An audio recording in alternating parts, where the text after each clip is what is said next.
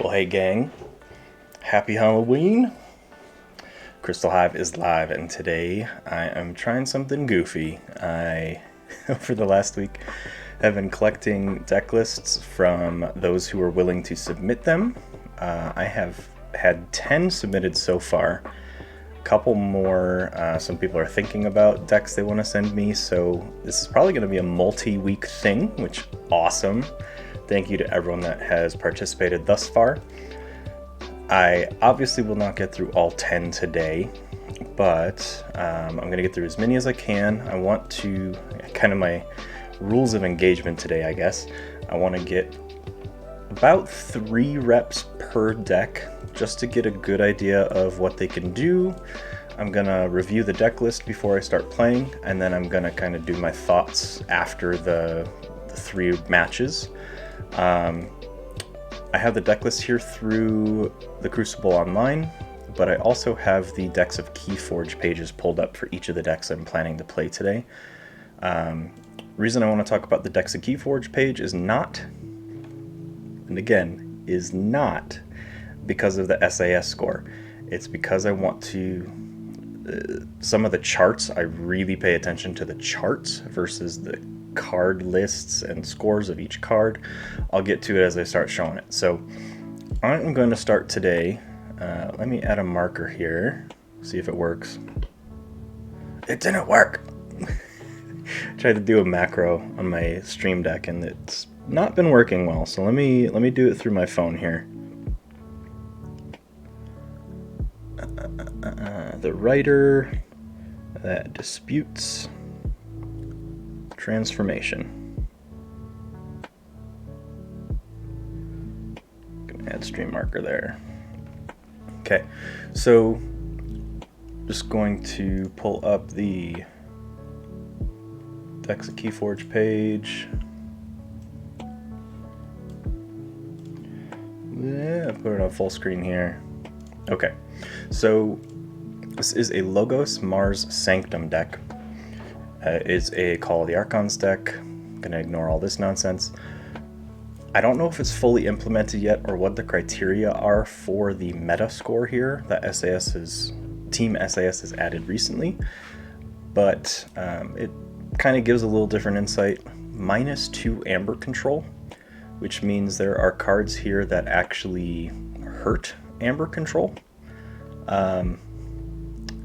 You can tell I've got 2 amber control cards in this entire deck, so off the bat, completely counter to what I'm used to playing. The chart that I pay the most attention to is this one right here, the AERC or the ARC percentile rankings. This gives you an idea of what the deck is strong at and what it's incredibly bad at. So its efficiency is off the charts at 100. Its effective power is, I won't say off the charts, but it's pretty high. And as you hover over these sections, you're going to get a number next to it. So creature protection, it says the deck is 90, which means it's in the 90th percentile of decks that are currently registered, which means it's in the top 10% of performance on creature control, or sorry, creature protection. It has negligible disruption, negligible amber control, and negligible creature control. So looking at this chart, also has a little bit of artifact control. Looking at this pie graph, this deck is very much a rush and efficiency deck. So that I'm not trying to control my opponent whatsoever. This type of chart layout to me reads like this deck is more of a, I'm going to try and play solitaire as best as I can and try and race you to these 3 keys. So we'll see how I do with that, because I usually do very poorly with these style of decks. But you know, take it in stride, right? So I've got double Help from Future Self, double Time Traveler, double Phase Shift, double Mother. So really consistent Logos house. Immediately in Logos, the double Time Traveler package with, Reverse Time. I want to stack my discard into entirely Logos cards if I can. and then reverse time and draw back into those time travelers. So I don't necessarily want to actually shuffle them into my deck. I want to play them, have them die, get into my discard, recycle them with the reverse time. I've got decent amount of Mars creatures mixed with a key abduction, so I do have a key cheat. And then the Sanctum list is pretty lackluster. It's a standard Call of the Archons Sanctum list, just a lot of creatures that don't do much. So I've gotta stop stalling, and I'm just gonna hop into games here. I am going to be playing casual at first, and if the deck starts to perform incredibly well, I'm going to transition it to competitive within those 3 matches. Right off the bat, I've got a 2/2/2 with nothing that I actually want to see early, so I'm going to mulligan. And I'm going to go ahead and minimize this chat, clean up my screen a little bit. As you can notice, my little Halloween thing for everybody.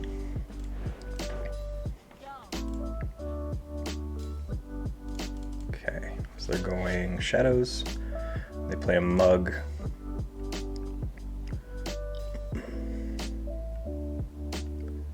I think I just want to start with my Logos right now. Let's go ahead, go Logos. Help from Future Self, grab a Time Traveler, draw 2 cards.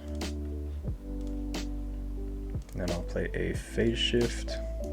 Oh, why is it centered? That is a cool change. Thank you, TCO. Lazarus, thank you for assimilating. Welcome to the Martian Chaos.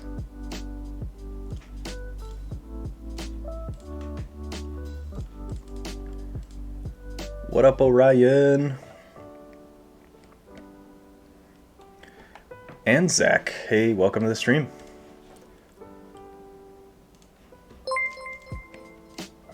And the Red Worm, thank you for assimilating. Welcome to the Martian Chaos.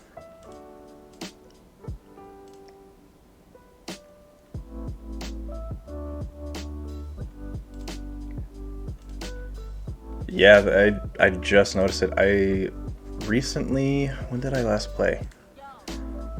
I want to say I played some games on Thursday. So this change was either done Thursday or Friday, and I like it that it's centered. Makes it much easier to know what's being built on the left and the right. And it makes the stream a little cleaner.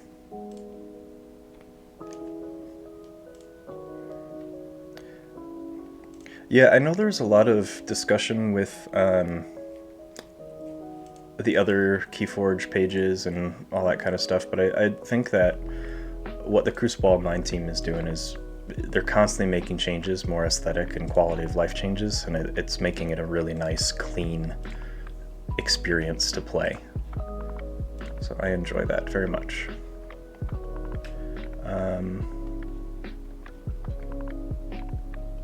I can take 6 damage before I die. So I'm gonna fight, get that ward off, and then I am going to purge the Perfectus Ludo.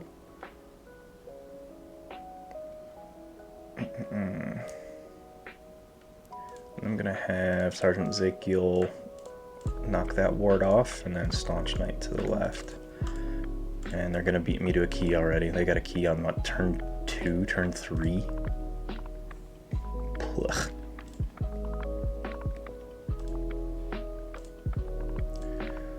And I am noticing that the stream chat is... Whew! That is not turning out how I wanted it to look.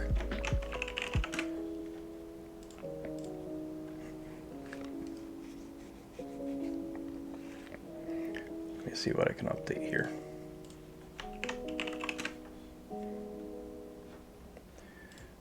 I threw together this Halloween theme very, very quickly. So there are definitely going to be some bugs throughout the stream, so I apologize for that ahead of time.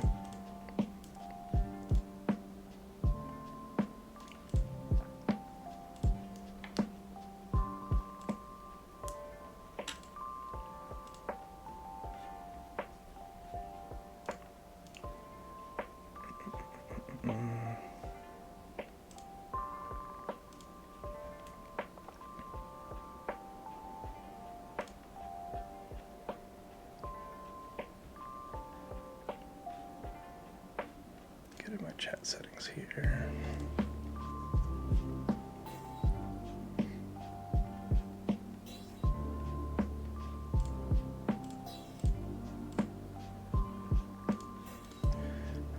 Okay, so they flank with some shadows.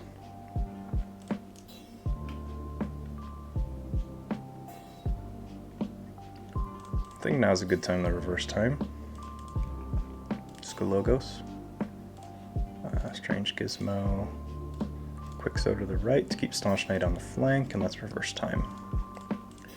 And I draw back in the 3 Logos, that's nice.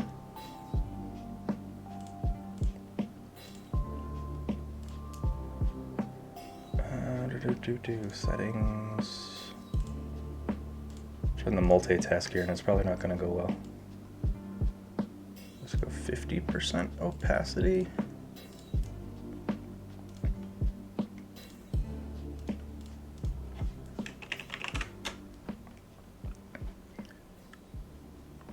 Just doing a quick chat test here.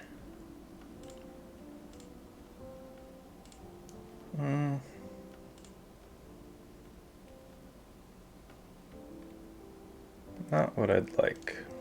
I'm gonna keep fudging with it.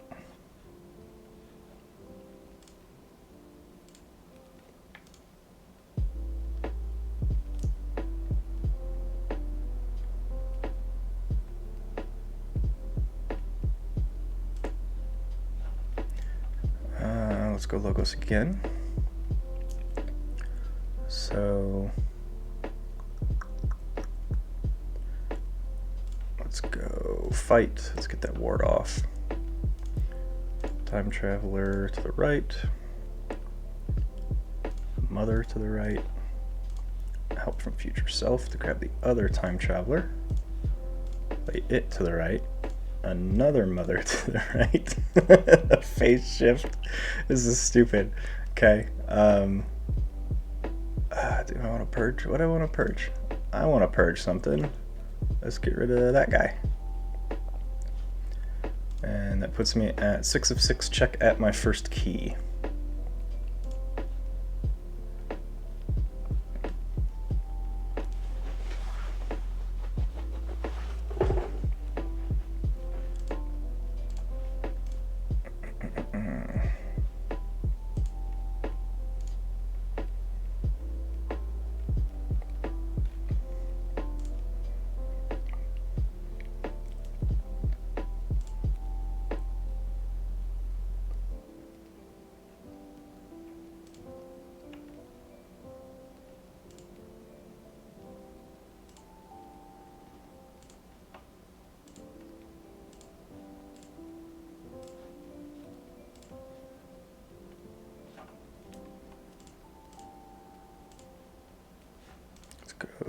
Blue key is going to Strange Gizmo my entire board.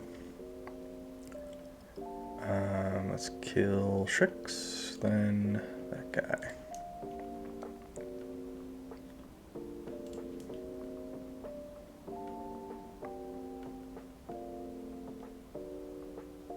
Let's go ahead and go Mars. Let's try and get a board presence here. Let's do Vizima Thinktron to the left. I do not want to play Key Abduction yet.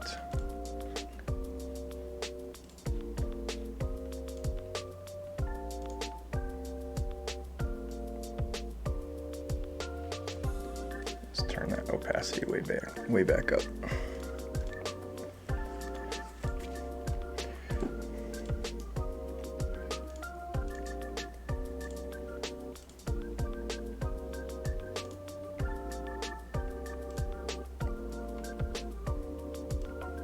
That white font, that should help everything a little bit better. Can't guarantee it's gonna be perfect, but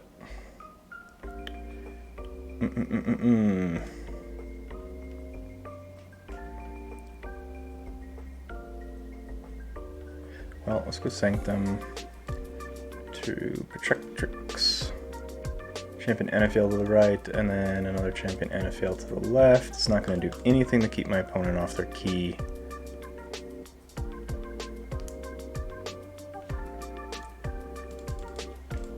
So I'm constantly behind here, and it doesn't feel great.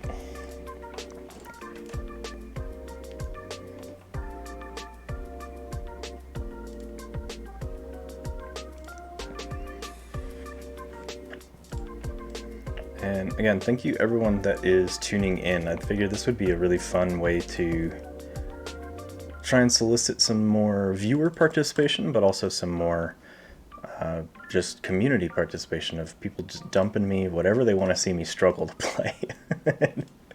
This it's gonna be a test of my skills this weekend and next weekend, because a lot of the decks that have been submitted, oh god, that chat is awful.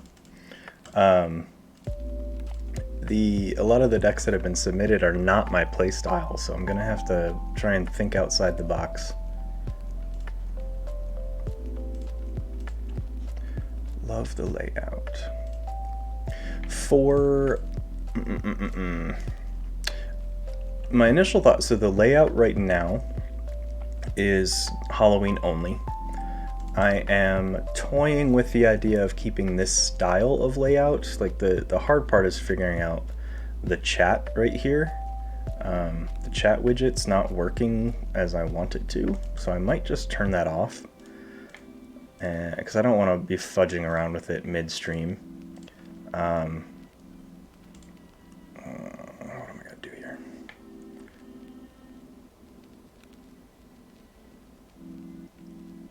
Interesting. Okay. So yeah, I don't want to be messing around with the chat midstream. I might try and fuck around with it during my break, but as of right now, it's not looking very good. Let's go Mars. Move stun. I'm going to fight into Fidget. Let's play an Ether Spider, a Phosphor Stars.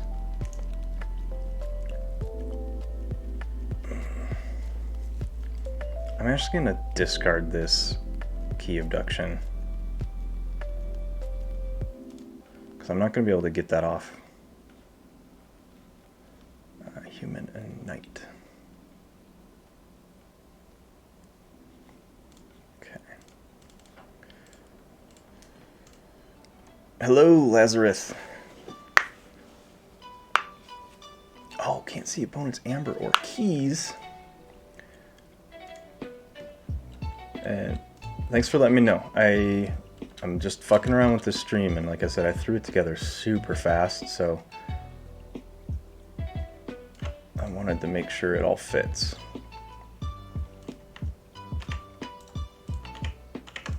Let's go. How's that? Yeah, it looks like you can see it now.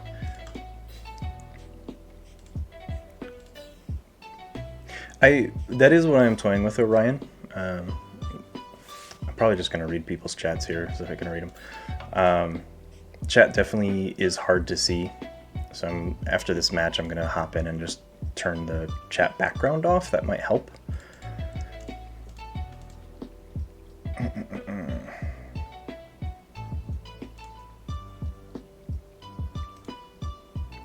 Let's go Sanctum.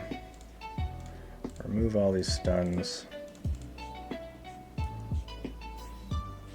Just play that. I'm going to use Custom Virus and get rid of a human to take out some of the board here. You are welcome.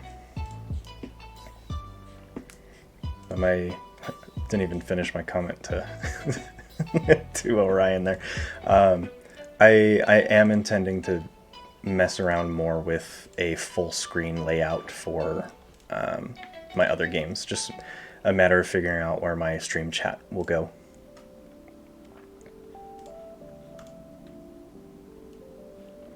Because the hard part is when I hover over here, I don't want the chat to then also block the card hovering. But I'm also not looking at cards perpetually, so it's something I just need to take time to figure out, and haven't had a lot of that in the last week or so. But as I continue to chat here, I am... Ooh. I've got both my Time Travelers and my discard. So this is a good time for another reverse time. Let's go ahead and reverse time. Help from future self. Grab a time traveler. Put you to the right. And draw into hot garbage.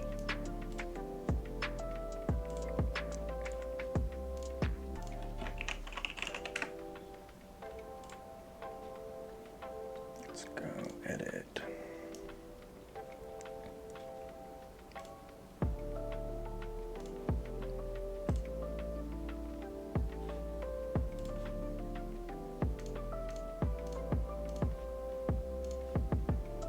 Come in here.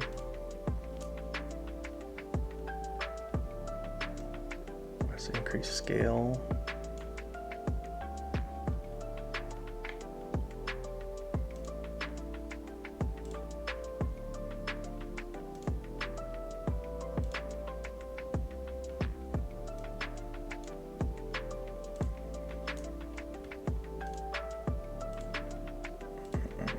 Okay. They're already at check, and I don't have any way to prevent check.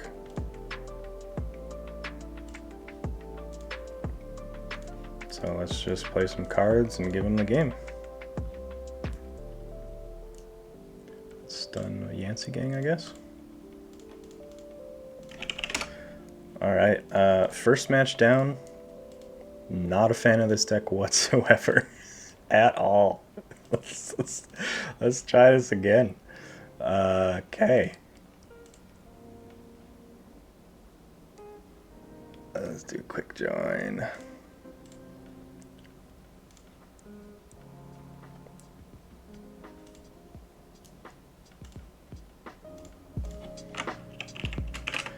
Playing against one of the crew of the Crazy Killing Machine.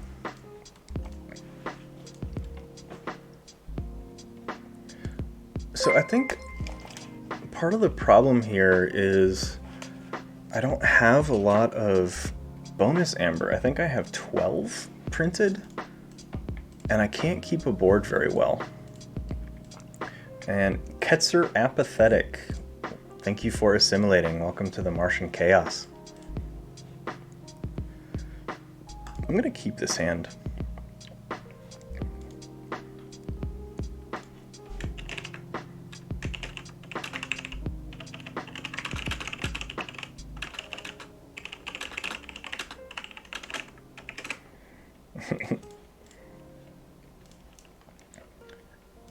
Mark that.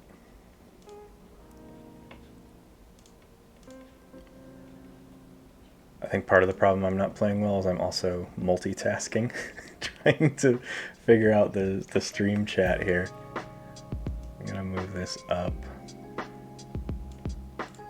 to like there. Alright, let's start with Logos. A double time traveler into a mother.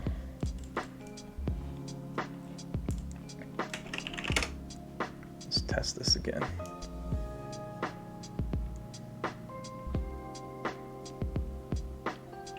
We're getting there. We're getting there.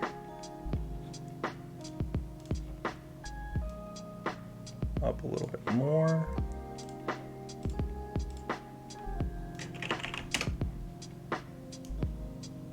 This is how I do things. Just trial and error. Yeah, the background is what fucks it up. But the opacity is supposed to be... Hold on.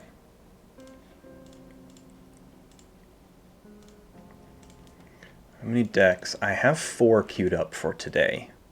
I'm trying to get through as many as I can. But I'm trying to also give each deck about 3 games to get a fair assessment of at least my subjective opinion on them. Again, I'm not claiming that I'm at all the end-all be-all decision about a deck's strength, because we all know everyone has their own play preferences. But I am just trying to give some decks that I normally wouldn't have access to some tries.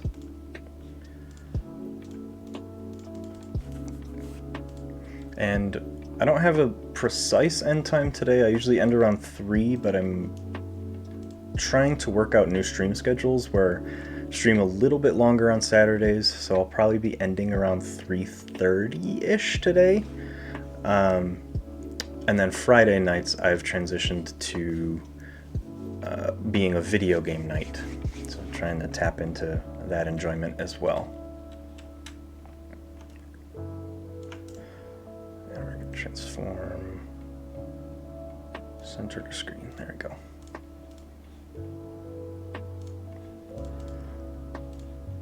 Lord Invidious, I do not like you.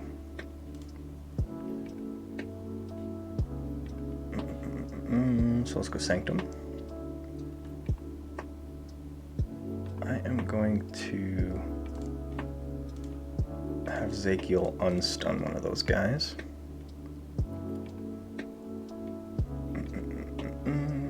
Let's have Remiel go to the right. Protectrix to the left, and let's put out Lady Maxina to stun Invidious.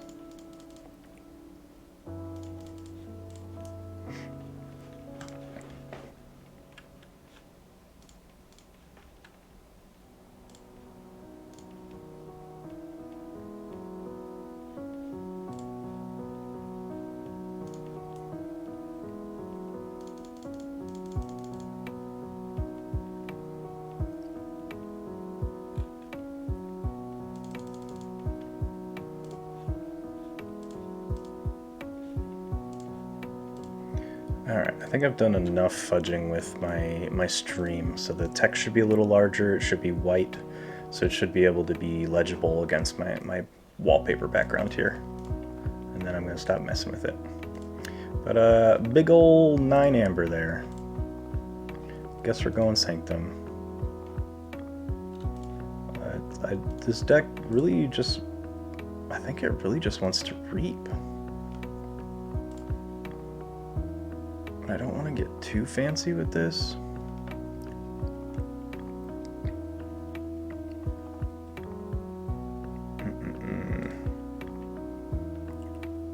I'm going to use the action to drop her back out and then stun Cinder and then drop that over there. Not stream issues. I was having issues with the chat. The chat was working, but it was completely illegible. So I'm just trying to do it on the fly while the stream's going here. Doing some never-ending tweaks.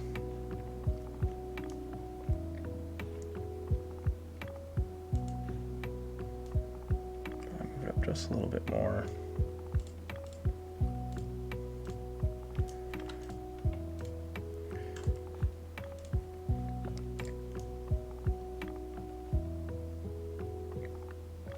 Woof. Let's go Mars. Let's remove the stun and reap. Let's discard that Phosphorus Stars because that's useless. I'm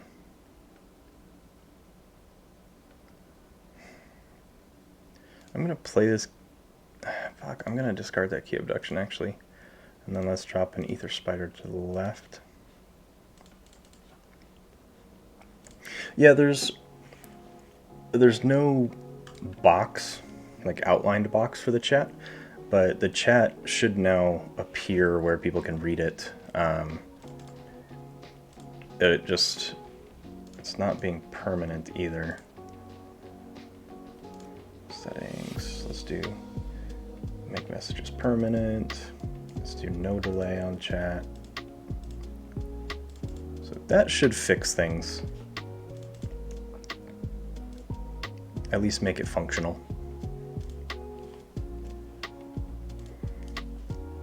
Do have to say though, this centered battle line is very pretty. Let's go Sanctum. I'm gonna play Take Hostages. Let's reap and have Ixox Dominator. I'm gonna have him fight a Cut Purse. Champion Anafiel is gonna fight a Cut Purse.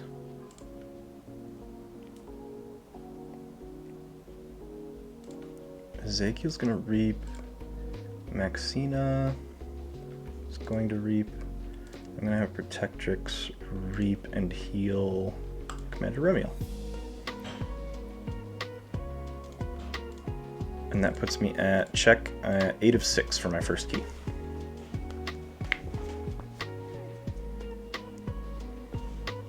Now the question is, I need to... What do they have that can kill my Ether Spider is the hard question.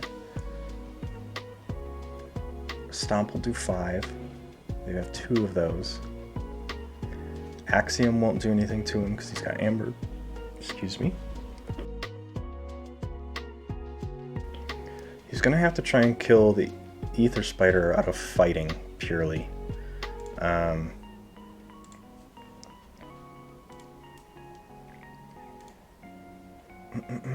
Let's go ahead and go Mars, or no. I'll go Sanctum. Let's play a round table. Makes all my Sanctum guys taunt and +1. So it's Reap and use Ether Spider to Reap. Maxina's going to Reap, and then Reap. Let's heal Ixox.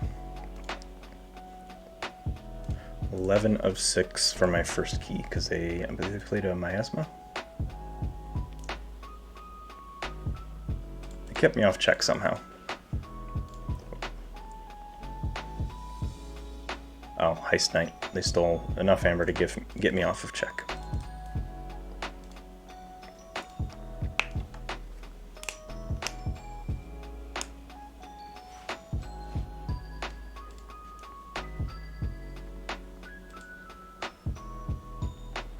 And I wanted to give shoutouts to everyone that submitted deck lists, but I forgot before the stream started. I forgot to write down who submitted what deck. So I'm doing stream markers so you can find where your deck list is if you submitted one. Unfortunately, I can't do much better than that. I'm sorry. This is a good time for a Logos turn. So I'm going to do Help from Future Self. From my discard, because then hopefully I can draw into the other one.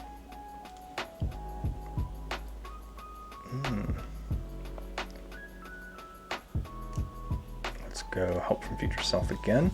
Grab the other Time Traveler.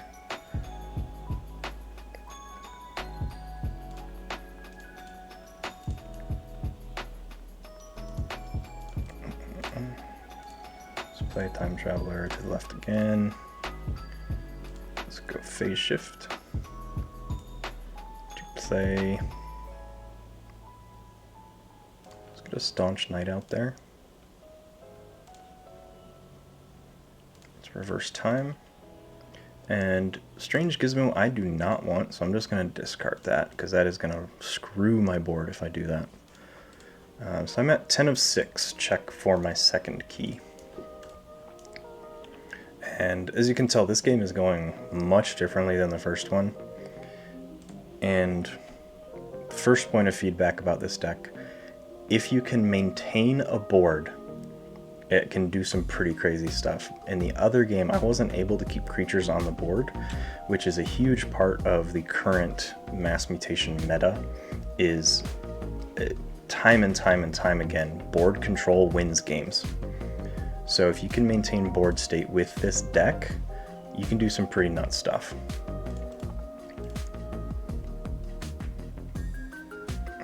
What's going to give me the most Amber this turn?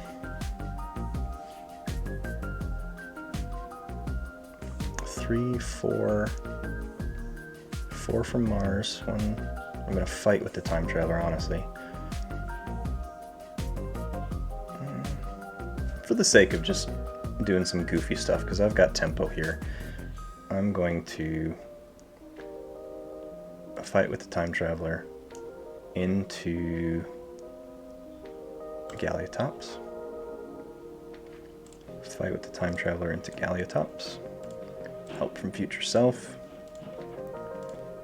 Time Traveler to the left. There we go. Time Traveler to the right. That's what I wanted to see.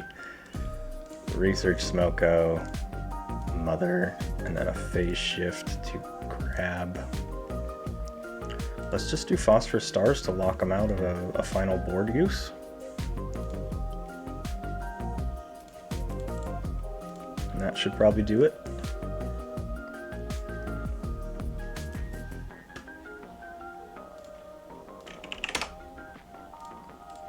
Would I say that board control wins or lack of board control loses? That's an interesting point.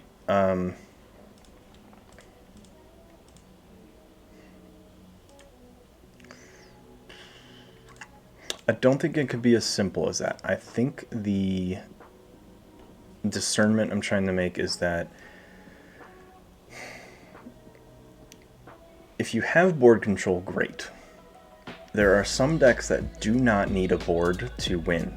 They have a lot of play action or play abilities on their creatures, a lot of play abilities on just everything. You get the effect by playing the card rather than using it. If you have a deck that requires uses to get benefit out of them, lack of board control loses games.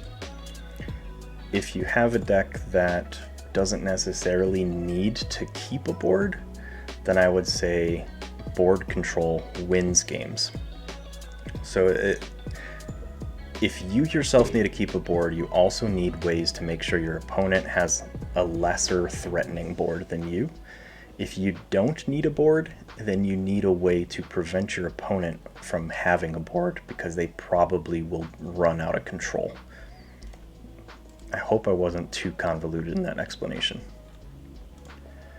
But this is the third wrap for the writer that disputes transformations. This is currently 1-1, so not too bad. Last game went very well. First game, not so well.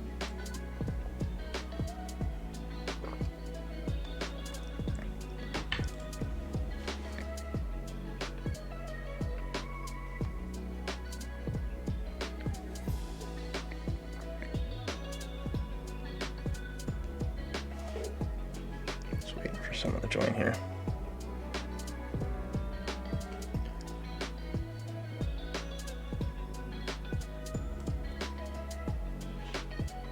Start the game.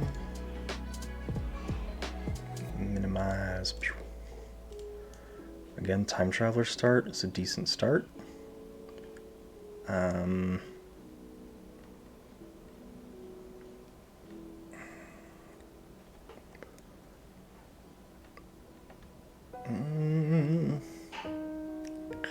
Okay, I'm gonna keep. Let's go Logos and play Mother. Awesome, now I can get a double Time Traveler turn next turn.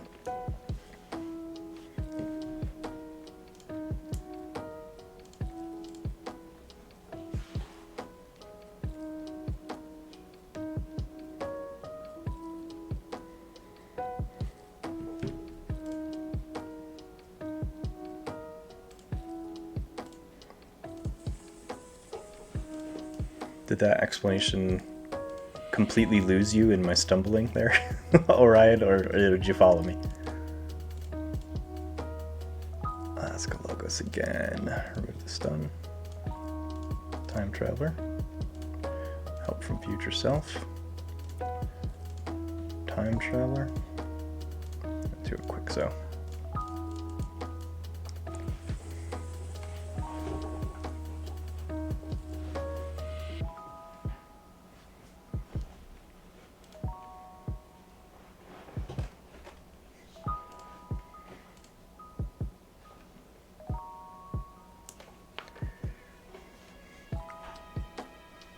Yeah, absolutely, Lazarus. It's mass mutation.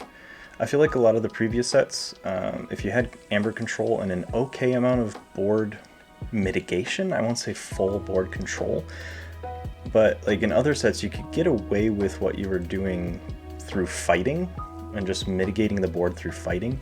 Mass mutation has just thrown that out the window. If you don't have some type of direct damage or direct clear,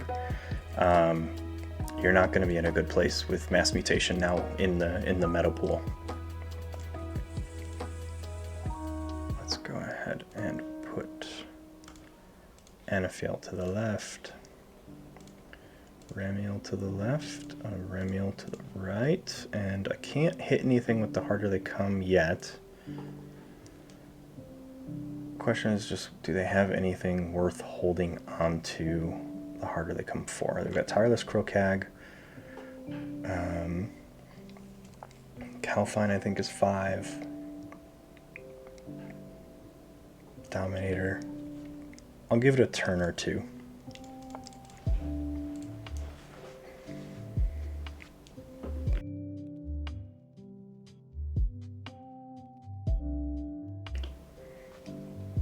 Yeah, and I think that's the grain of salt to introduce any type of conversation about what's important in a meta with Keyforge is if you don't have some type of board control, regardless of set, Coda to Mass Mutation and beyond, if you don't have some type of board control in a competitive setting, you're not going to do well. In a casual setting, it's hit or miss. What's your opponent bringing? Did you luck out on them being able to, or did you luck out on what's going on in the game? If with Worlds Collide with a lot, especially Saurian's pretty bonkers if they get a good board. Again, depending on the deck list, but higher ranked decks are going to have a decent team lists, I guess. I'll call them house lists. But not having answers to someone's board it's really risky, but it's also kind of putting yourself at a handicap already before the game even starts. So whether it's a full board wipe or if it's just out of hand direct damage or purging directly out of hand, some way to get rid of troublesome cards is absolutely necessary. I'm gonna get some Mars on the board here. Custom Virus, Mother Gun, Ether Spider. Let's go ahead and put Ether Spider with a backup, Biomatrix backup.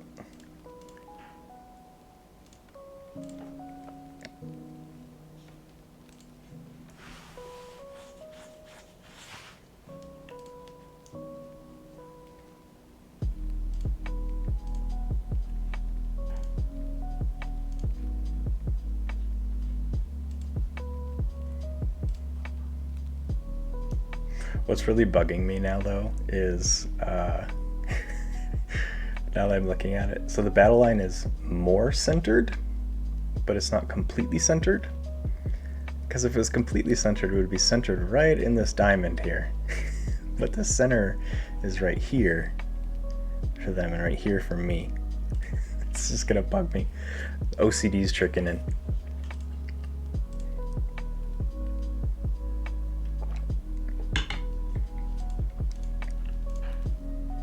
So they did take out my Ether Spider. I've got a really nice discard for Logos, so I'm going to play Logos here. I'm not going to take my archives. I'm going to have Quixo. Let's go and Reap. I'm going to discard the Gizmo. Reverse time to put it back in my draw pile. Let's phase shift to the harder they come or round table. Let's go round table. Well, fuck. I'm gonna play the harder they come. I'm gonna grab one of these gubs and purge it. And yes.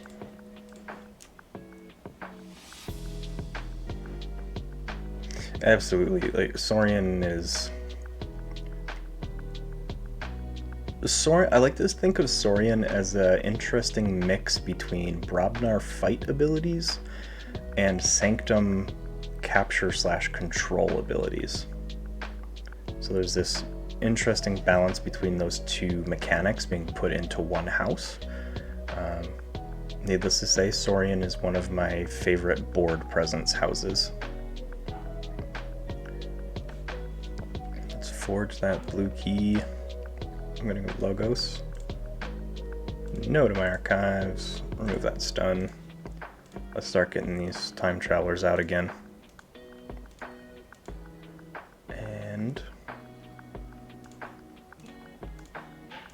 to my board.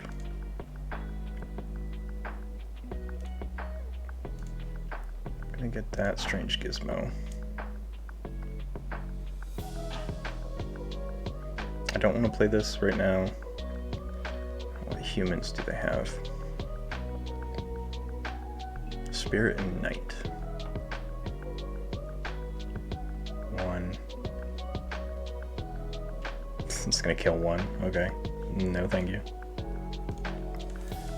Unfortunately, they can grab probably one of my time travelers here with the Zookeeper.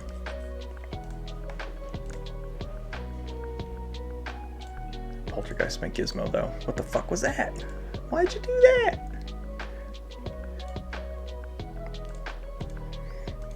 If I had Poltergeist, I would have done the same.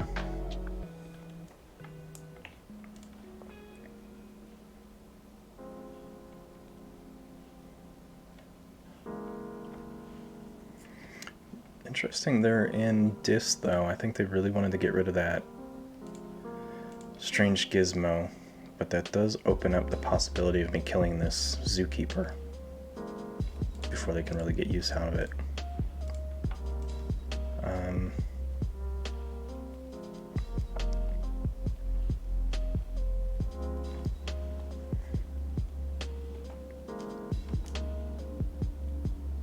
So let's go Mars, actually.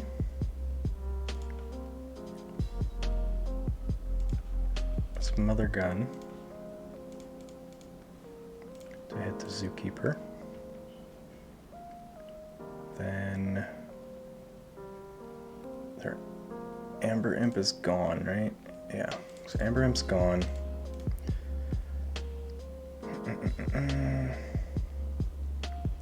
They have a decent Mars board, and I have a crazy non-Mars board. I'm gonna go ahead and reap with Think Drone and bounce a time traveler into my archives. And then I'm just gonna stun. All this stun, or all this reap control they have is pretty gross.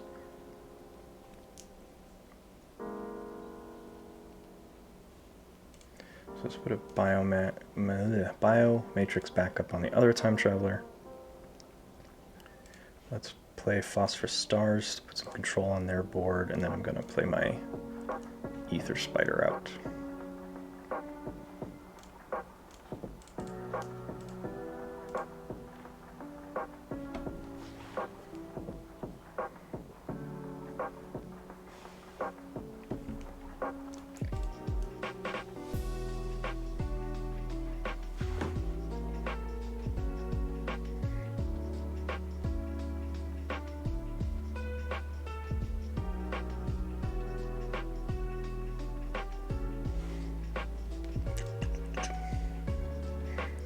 So we're tied at 1 key. I've got 4 amber to their 3. They're gonna start sample collecting. Or do they discard it? Okay. What creature did they abduct? They took my Ether Spider. Okay.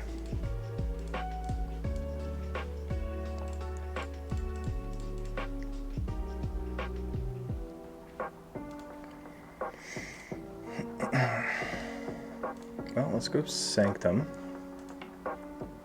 No to my archives. Round Table. Let's play Harder They Come. Let's grab their other Gub. Play Anafiel to the left, Anafiel to the right, and remove stuns.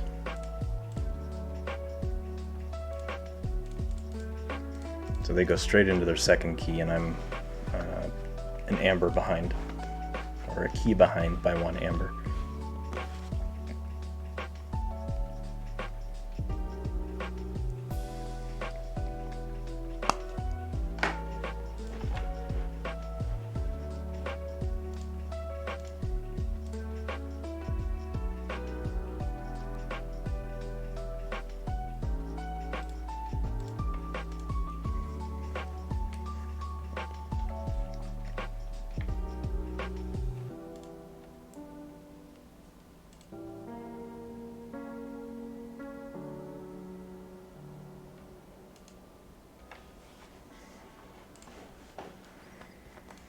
They're already on checkmate.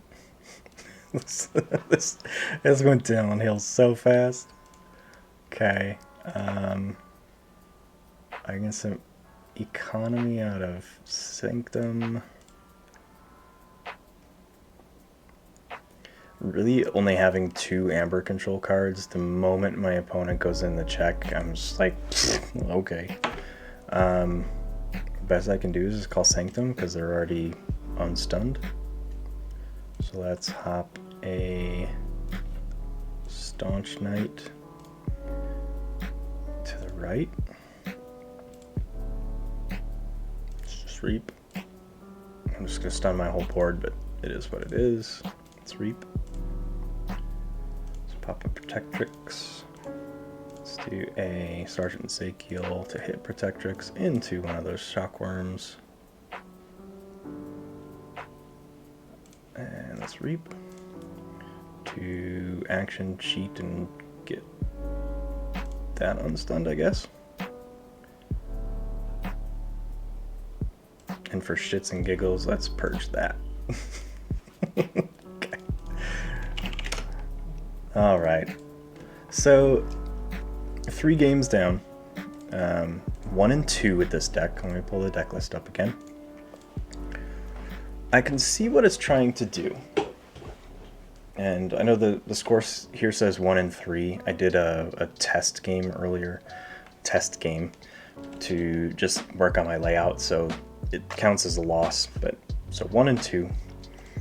So 33% win rate. A couple things to take in mind here. This isn't my style of deck. And for what the deck wants to do, it wants to be very fast, it wants to be super efficient, and it wants to sit in logos almost all game. And time traveler, reverse time, cycle. I was only able to do that really in game 2, and we saw how that went. I won pretty handily. Games 1 and 3, when that doesn't line up, this deck doesn't have much else it's trying to do. It's got a Key Abduction, which hurts your Ether Spider. So you never want an Ether Spider out when you've got a Key Abduction in hand, because you're going to hand your opponent all that amber back. Other potential anti-synergies are the Strange Gizmo with Ether Spider, the Phosphor Stars.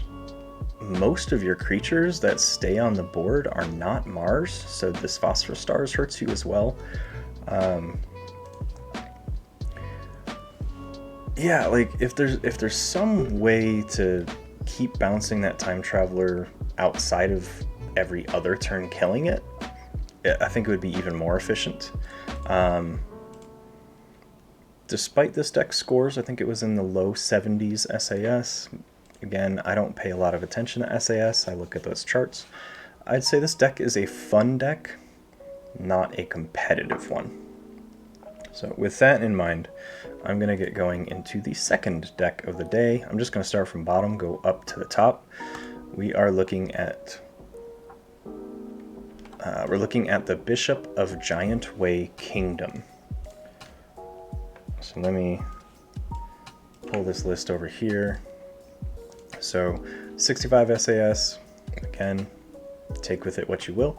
We're looking at 19 creatures, 1 upgrade, 14 actions, and 2 artifacts. Cards of note here, it does have 2 key cheats. It's got a Key Abduction and a Chota Hazri. I haven't really looked at these deck lists ahead of time, so I'm giving them all precursory glances. So strongest house is going to be Untamed, weakest is Brobnar. And I definitely see that looking at the list. Lots of fighting mechanics in Brobnar, with not a lot of Brobnar creatures. Mars, I've got Squawker and John Smith with Grabber Jammer and Ether Spider. So some really cool really cool lists here. I love Jammer Pack. And then Untamed, I've got 3 Regrowths, a Ritual of Balance, a Mushroom Man, 2 Hunting Witches, a Witch of the Eye. So Untamed is going to be crazy on Amber production. Looking at 23 expected Amber. Again, looking at this pie chart here, The most effective things that this deck is doing is its effective power, so it can have some pretty strong creatures, mainly out of Mars here, and then expected amber at 23. An average amount of amber control, nothing impressive but nothing detrimental. And creature control is abysmal, so I do not want to fall behind on board state. So I want to prioritize creatures. That being said, let's see what we can do.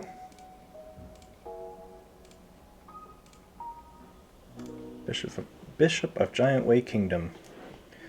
I think as long as it worked, using the Twitch controller from my phone, I added a stream marker. So if the Bishop of Giant Way Kingdom is your deck, welcome.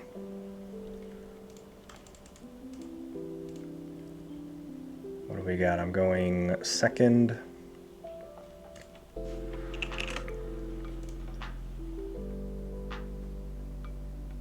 I don't mind seeing this Untamed hand on turn 3. My first turn? No thank you. This is getting a big old mulligan. Let's minimize that. This deck or the El Imperatore?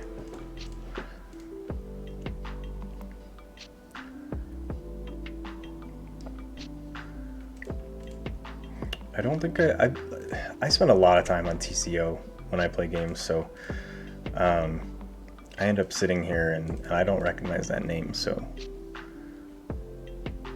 also all of this shit sucks.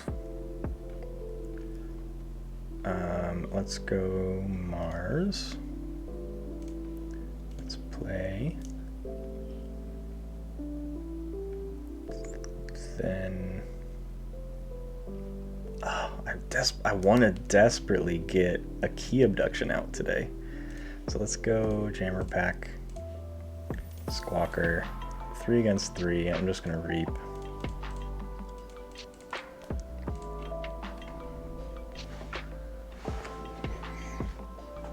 You know, that's my excuse.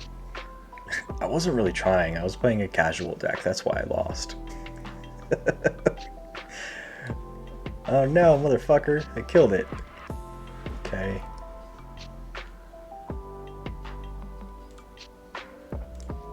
Joke's on you, I can regrowth it. So let's do that. Untamed. Murmook. Fog Bank, you can't fight me. Regrowth. Plague Master.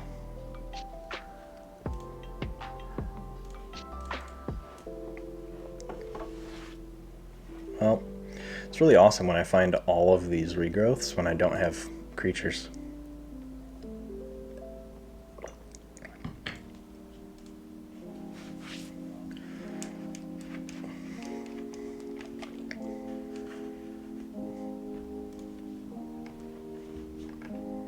Not so sure I'm gonna get this key abduction off this game.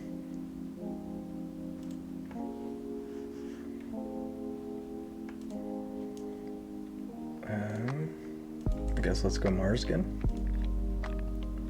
Let's go Plague Master, John Smith.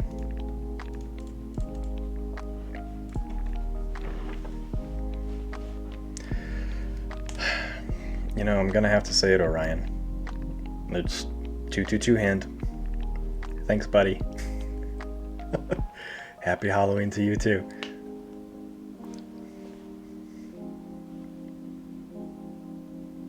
And I remember when we first started playing in person, you were doubting how often I got 2/2/2 hands.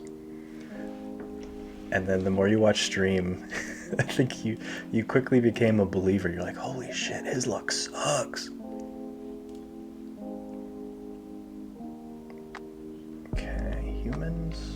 He doesn't have any humans. Whatever. Let's go Mars again. Reap. And let's play Zizix the Mini.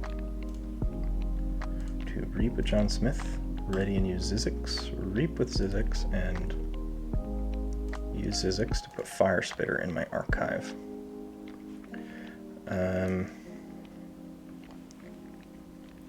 Doing math here. So key cost is 15, 14 because of the bonus amber, 13, 12, 11, 10, 9, 8. So I'd be 1 short, so there's no point in playing it.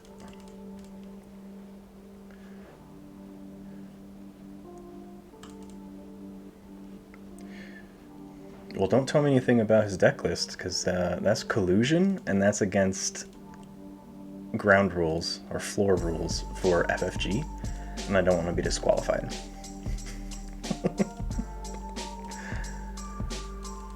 I've always been interested, it brings up another point, I've always been interested how Fantasy Flight judges are supposed to thwart collusion, because generally, if you're not playing, if you are around the table of someone that's playing, if you're speaking loud enough to talk about the game that's being played, you're an asshole. Like, I'm just saying it straight out. If you're gonna talk about the game you're watching, step away. Don't be a dick. Just step away.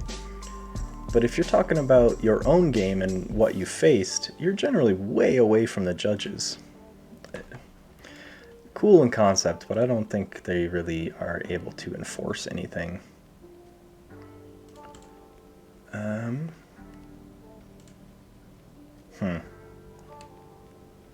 Let's make the blue key. Let's go untamed, drop the Ritual of Balance, a regrowth for Plague Master, and a regrowth for Murmook. Drop Murmook. Make them spend all 7.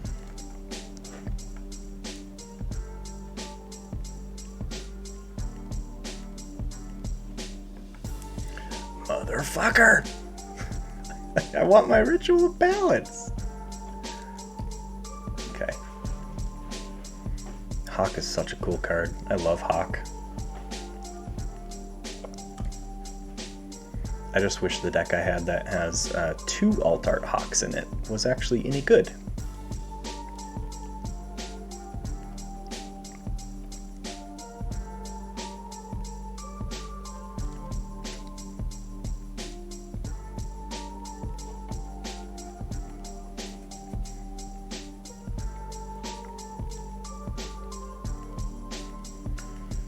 Four of 7 versus my 1 of 6. Okay. I feel like Mars is going to be a good option. So let's go Reap. To put a Hunting Witch in there. Reap to ready. Reap. Put a Hunting Witch in there. Drop the Plague Master. They don't have a really fight-centric board right now, so I'm not feeling pressured to try and play this Key Abduction. They are ahead on tempo and board state, though.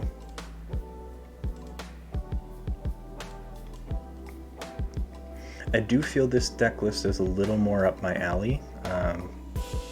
Some more Amber bonus pips. I love Mars shenanigans. I mean, that's the whole namesake of my channel, is I love Mars shenanigans.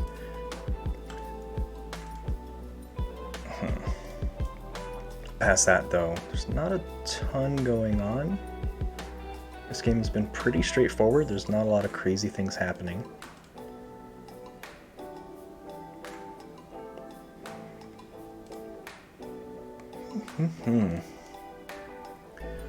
They are able to go into check there. Let's go Mars.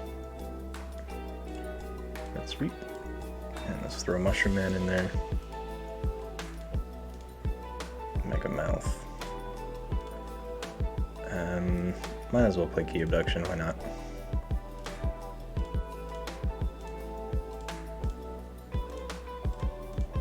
Just to try and keep pace with my opponent. And of course I was hoping for an all Untamed hand here, but I drew all Brobnar. I do have a board clear, which is nice.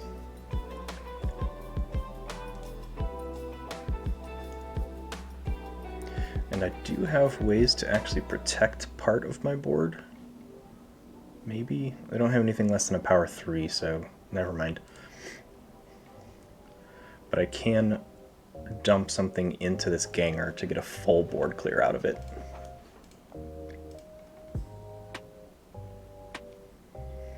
I can get a double Bumpsy. I can get a Bumpsy, then War Drummer into a Bumpsy. So I'm going to force a yellow. Yeah, right, Goober? At least it isn't a 2/2/2. It's a 6/0/0.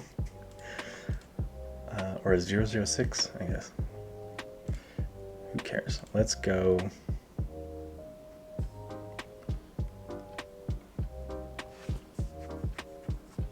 It doesn't really matter what I put things on.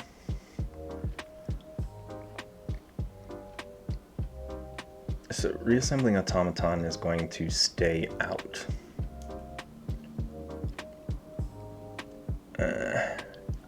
Which is frustrating, but it is what it is. So I can grab a fire spitter too.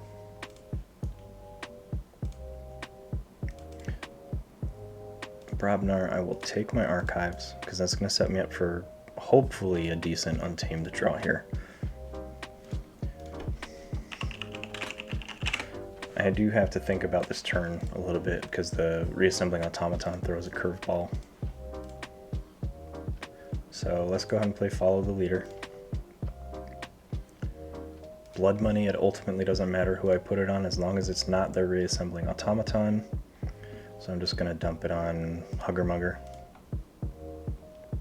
Let's play Brothers in Battle. Let's have Mars be able to fight.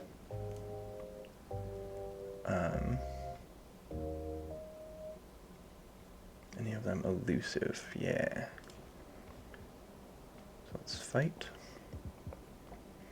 Hugger Mugger, trigger him. Let's dump a Hunting Witch back into the archives.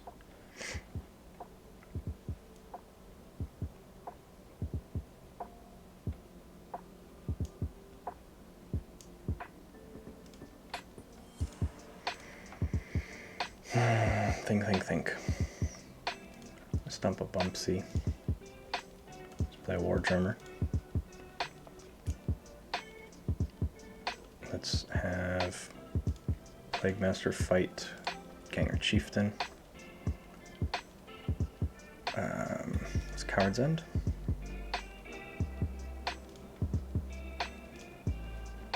And that's Fire Spitter and Bumpsy. Puts me at checkmate 6 of 6 with a nice 1, 2, 3, 4, 5 amber play for Untamed next turn. I drop an Edeye, so I'm no longer in check.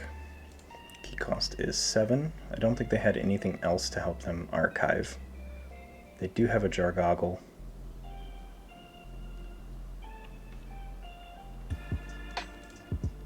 Oh, that's gross. Okay, well, we're going Untamed. We're grabbing the archives. Make this very easy to play. Hunting Witch, Mushroom Man, and a Witch of the Eye. Checkmate at 11 of 8.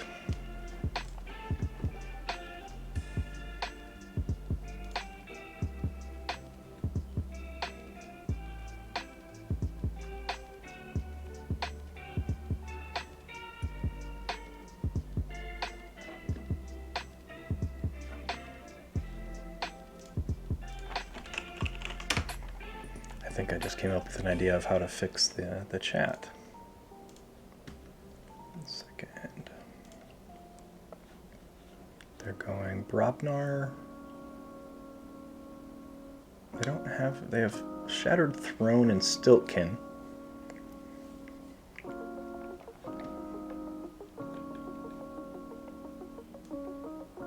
If I move that there, move that there.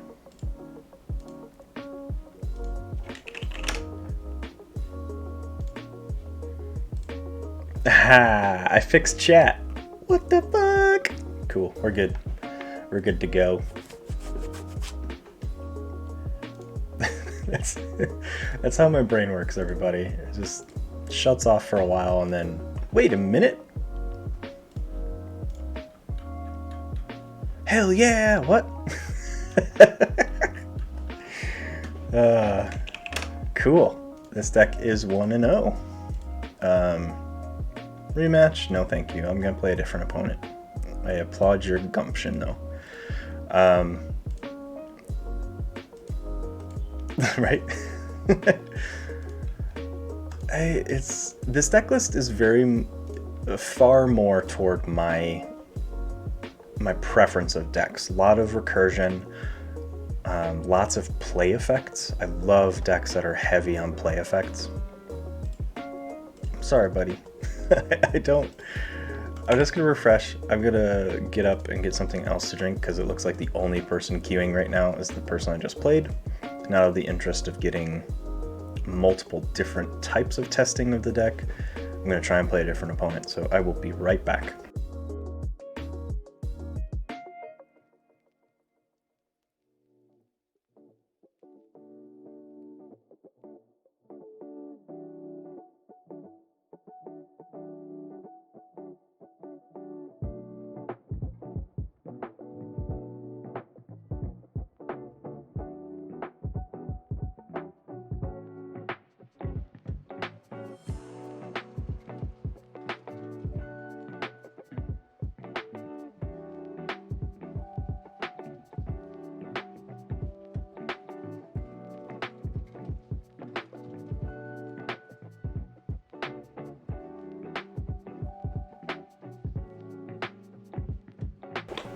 All right, I'm back. Again, we're going Bishop of Giant Way Kingdom. This is game 2. So it's funny you should say that, Cooper, because you hate spiders. Like, clawing at the wall, climbing to get away from them, hate them. All right. GLHF. What do we got? That's an okay start, to be honest, for Brobnar. But I don't want okay. I'm going first, so I essentially get a free mulligan, and I'm going to take it. And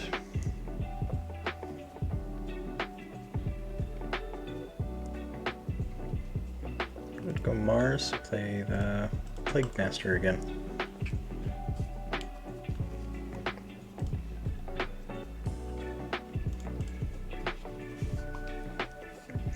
Double Dust Pixie, okay. Okay. With a key charge, 3 Dust Pixies in this deck with a Hunting Witch. This is casual, why you try hardin', man? Guess let's go Brobnar. Let's play that. Let's go ahead and fight. Let's go ahead and punch. Let's troll and hold the Coward's End.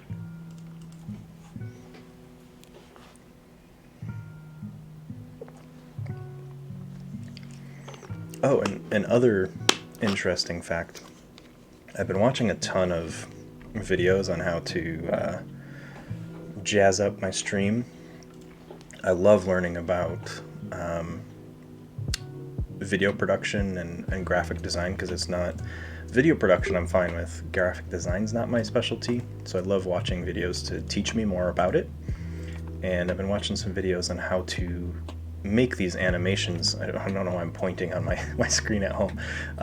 Make these animations that are in the overlay to try and make some more the Crystal Hive customized animations. So I'm going to try and bring some of those into my layout as well. Just kind of piggybacking off of conversation we were having earlier about changes I'm looking to make. Let's get all that Mars out there.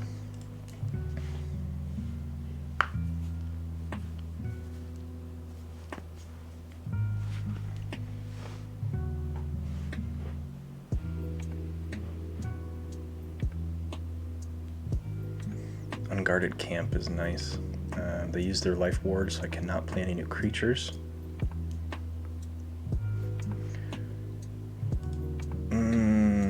Okay, so they used a rise just to bring those dust pixies back. It's weird. Thanks for giving my ether spider a lot of amber. And since I cannot play creatures, I might as well stay in Mars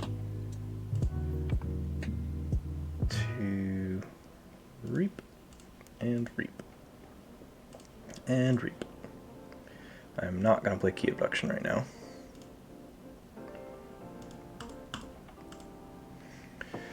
To be honest, I didn't really even look at their deck list, so I have no idea. let me actually look and give you a better answer. Ember Imp, Schuler, Succubus, 3 Batrons, double Escatera, Quicksilver Mother,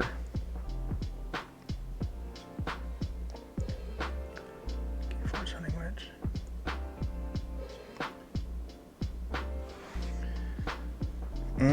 Now that I'm looking at it, no to both answers. The Key Abduction I was kind of holding on to just out of interest to see what they would do with my Ether Spider. But my Ether Spider, if they're able to get it off the board, which they do have a Gateway and they do have a Fear, so they can just pull that Ether Spider off the board whenever they want. So to answer your question, no, I'm probably not going to need it. I am going to play Brobnar. I'm going to lose this Coward's End. Let's play Troll. Let's play Bumpsy. And let's play Unguarded Camp. To have you, and you all grab an Amber.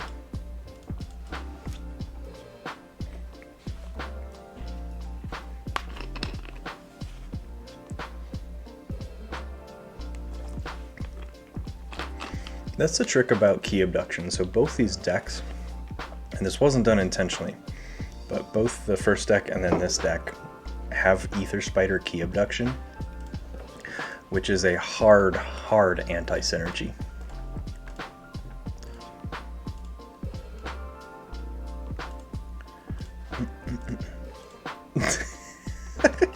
Slow your roll, Orion. Slow your roll. Now, I'm getting caught in more of talking about the list and just seeing what it can do versus actually doing it. So, you know, love you. Let's go Mars, best board state right now. So let's reap and a reap and a reap.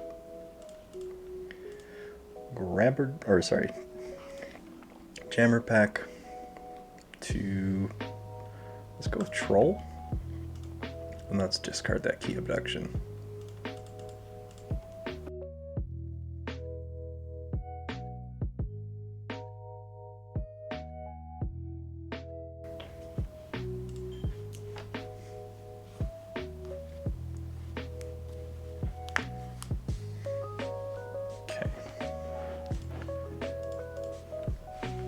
Right? Yeah, whenever you've been able to join recently has been like my last match, and it's usually the last 1 to 2 keys of it.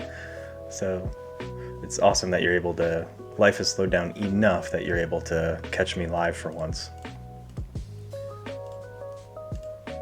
I mean, you don't have to. You could just be a nice person. Well, alright, I'm locked into Untamed, so we're going Ritual of Balance. I've not used more than 3, so let's go ahead and go Hunting Witch and a Murmook. And I'm not going to have 3 to use, so I'm just going to go ahead and play Stampede for 1 more Amber.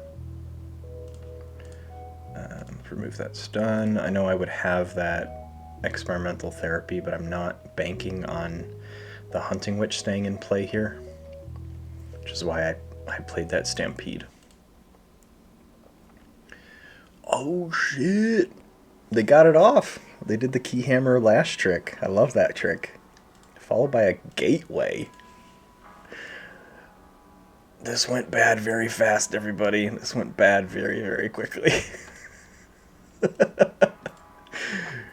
Alright, blue key again. Let's go Brobnar. Let's go ahead and War Drummer. Yeah, they got the holy grail combination there. I did draw a Chota Hazri, and I have a regrowth to grab my second Hunting Witch, so I should be able to gain tempo again. Should being the key word. But they also have their Hunting Witch and Dust Pixies and a Key Charge. So I do need to be wary of that. Let's go Untamed. Steal an Amber. Let's go Hunting Witch.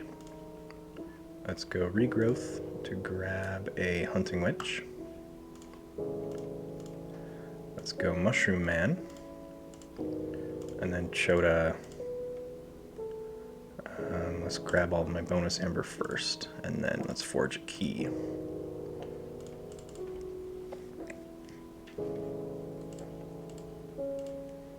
Because if they are able to play another Untamed turn here with a Key Charge, they win. They need one bonus Amber, and then a key, or no, they can reap, Key Charge.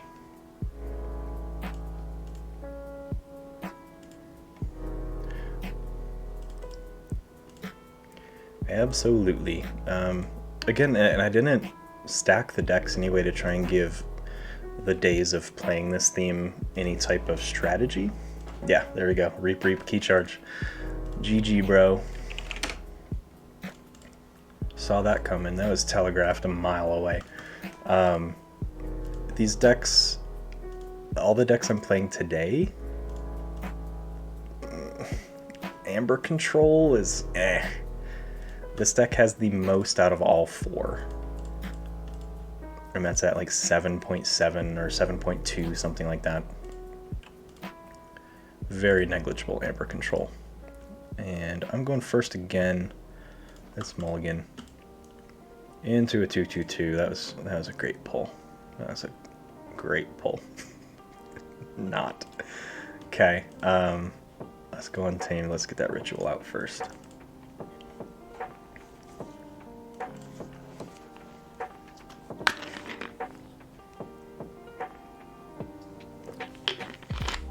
And this is game 3 with Bishop of Giant Way Kingdom, currently 1-1. That's a nasty start for Saurian, so we're going Brobnar to punch. Then Coward's End can wait, so let's go War Drummer. I have a feeling with this game I will need my Coward's End. What is this? This is a Worlds Collide deck. Double Wormhole, double Information Exchange. Dr. Millie, so some pretty hard archive mechanics. 3 Shricks, so I absolutely will need Coward's End for Shricks.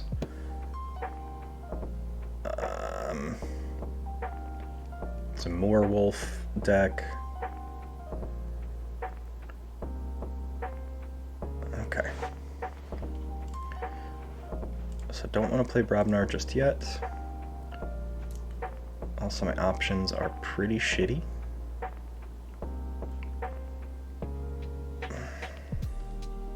So let's just go Mars.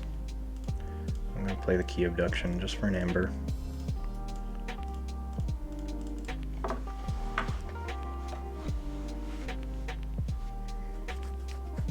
Thank you for the reminder, Stream Elements.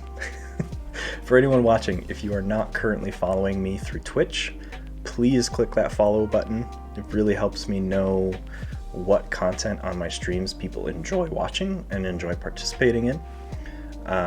It really gives me a great idea for similar types of streams to do. So go ahead and click that follow button. It really helps me. And so they're currently at 5 Amber. I need to get this Prefectus Ludo off the board if I can.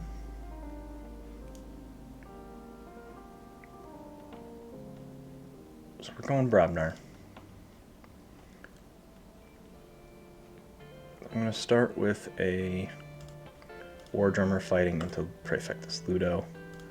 follow the leader to fight into Ludo. Let's go Bumpsy. Let's go Unguarded Camp.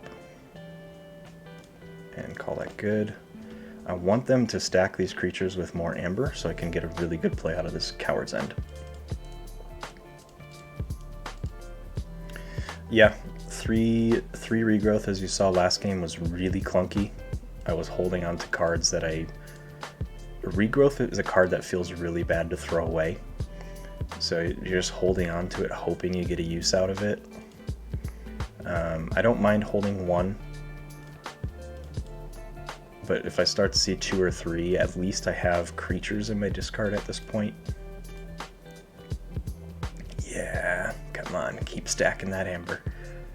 Yes, yes, keep stacking that amber. And Brobnar. Let's go Blood Money. No one's damaged, so... Pew. And Coward's End, thank you. Fire Spitter. Brothers in Battle. Check at 13 of 6.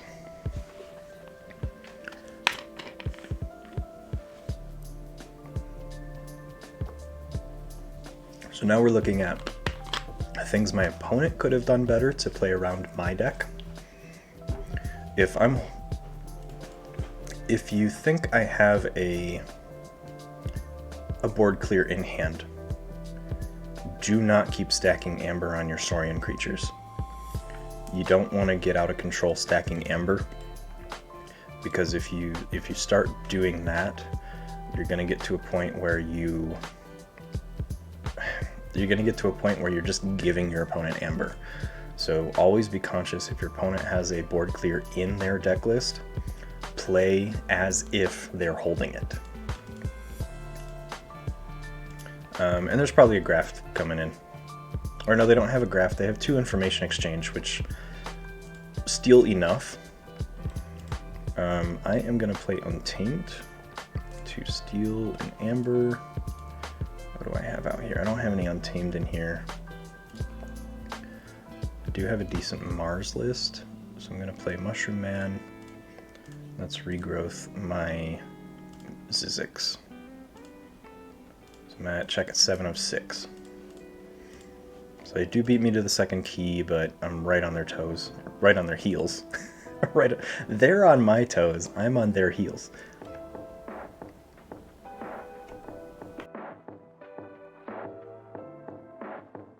Dropping their more wolves here.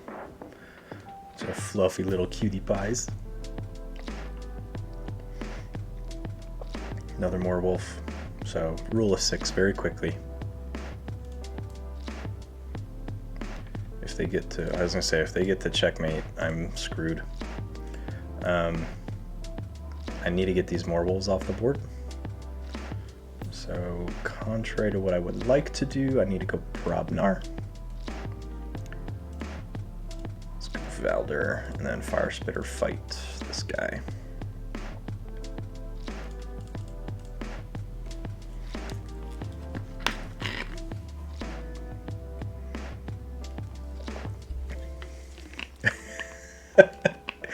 I just scared the shit out of myself. So on my webcam widget, it's got that bouncing spider.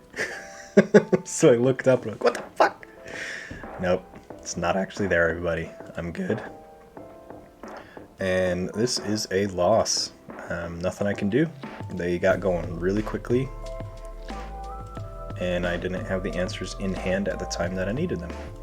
Just gonna play out. End turn, GG. So even though they overcommitted their Saurians early, it ended up not hurting them at all. They were ridiculous amount of bonus pips they were able to get there. Deck list up. So Bishop of Giant Way Kingdom, 1 and 2, just like the first deck. This deck felt better. It felt like it could do more. As always, when you'll see with me, it's just, if I don't have amber control, I tend to draw pretty poorly and can't scrape back from a loss. The lack of amber control innately prevents you from having comeback mechanics as well, so the minute you fall behind, you're going to be hard pressed to catch up unless you've got a lot of bonus amber pips printed in your deck. But let me get this marker ready for the next deck.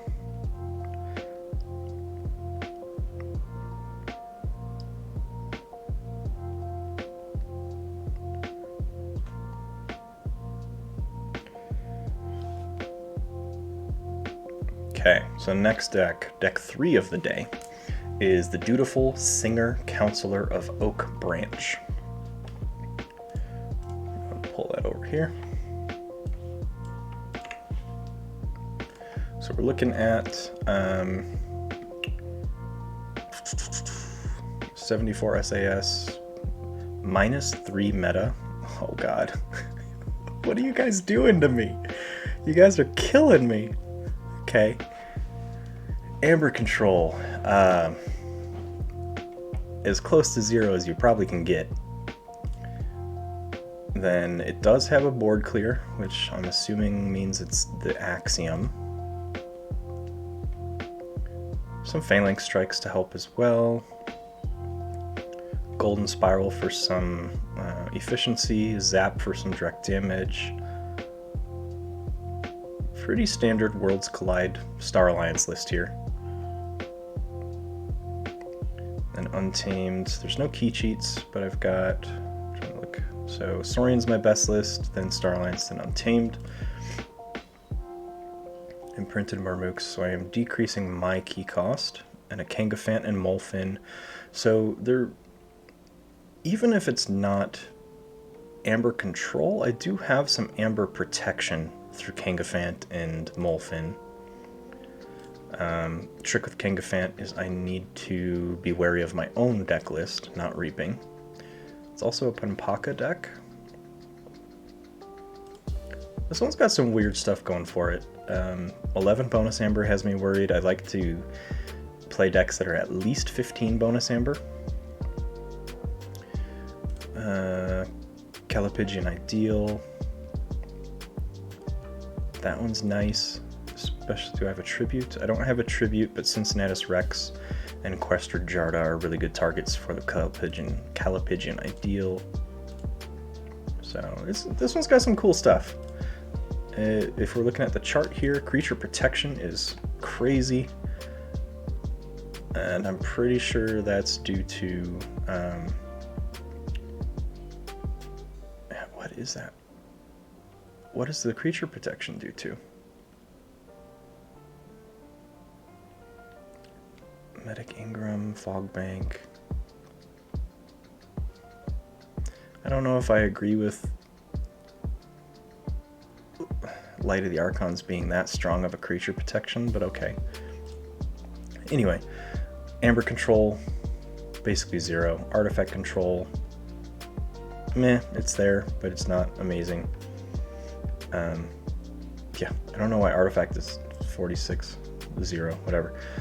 Looks like this one itself has a lot of board control, so this will be a nice change from the others. Go ahead and get everything going. Quick join.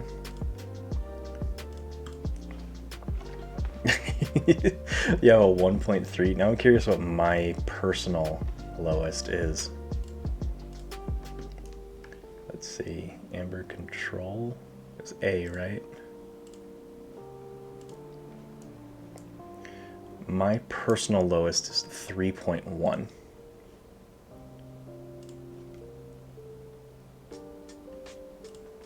With my highest being 23.47.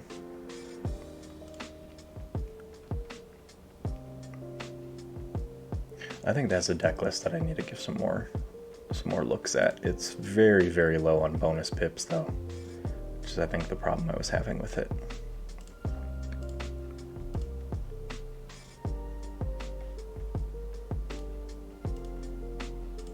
Okay, well, we're just gonna try joining a new game. There we go.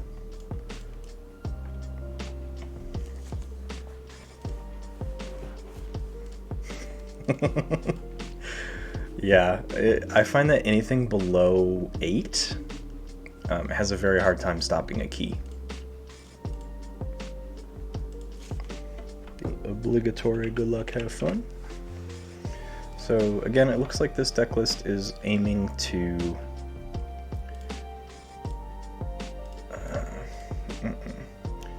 let's see. This deck is looking to maintain board control and gain amber through reaping. It does have an okay amount of amber pips, but generally that's not going to be its main theme.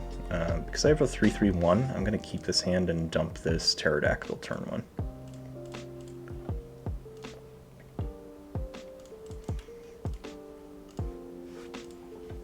Yeah, and I'm saying I want, hitting my mic again, I want 15 pips for competitive decks. So casual decks, it doesn't matter. I think my Butcher Kim, which is my favorite casual deck to play of all time, I think it has 12, 10 or 12.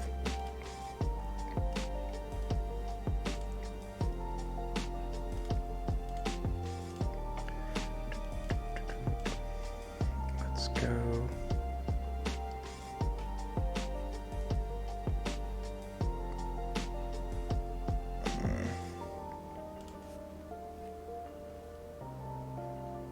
Let's go Star Alliance and put Karkar protecting Pterodactyl.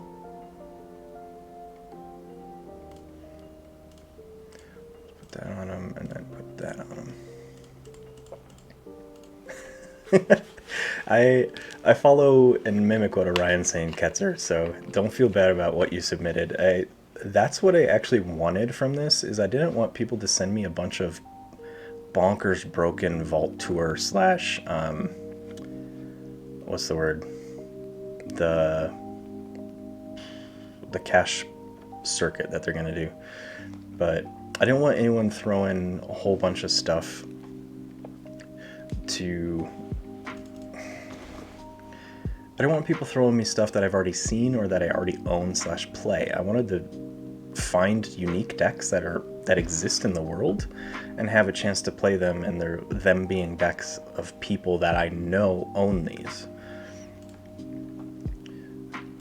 Do I consider Insta-Steal as a pip? I do not. So, like Mug technically only has 1 pip. I only count that as 1 pip, even though you get 1 from play and then you take an amber off to your pool. So I don't count those as bonus pips.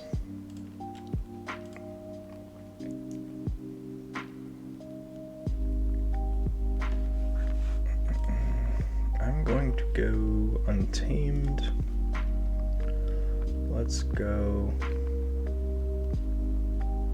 Pampaka Yaga to the right, because everything to the left gains skirmish. Let's play Unnatural Selection. It's not going to do anything, but I get bonus amber for it.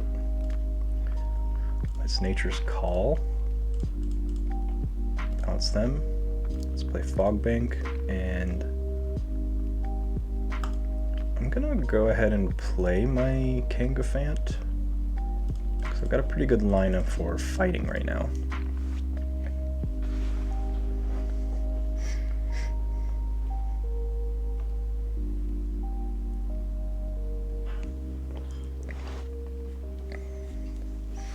And also along that same line, Orion, that immediate steal interacts very differently with cards like Infernus. I'm totally blanking on other cards that interact with bonus pips, but yeah, if they're a printed bonus pip, they're fundamentally going to be operating differently than if they were just an effect.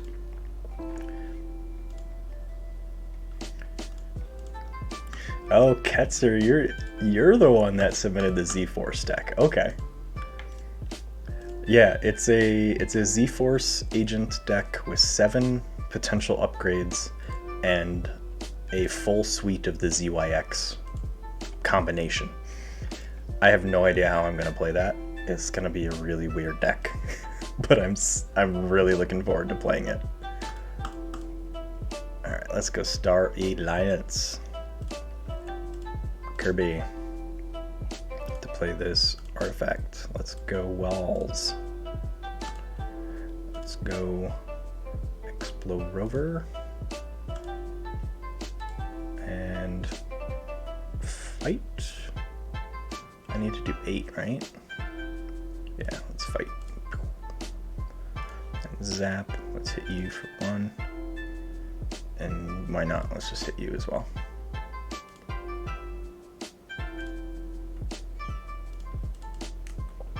Check at 6.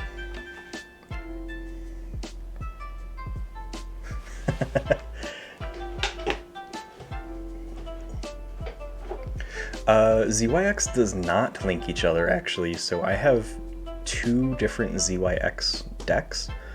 One has just ZYX researchers, nothing else, and I think it has 2. And then I have another one that has ZYX package times 2, so 6 of my Logos cards are ZYX package.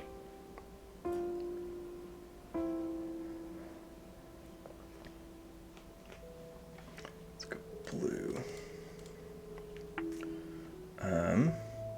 Well, Cincinnatus Rex is not going to get a lot of work here.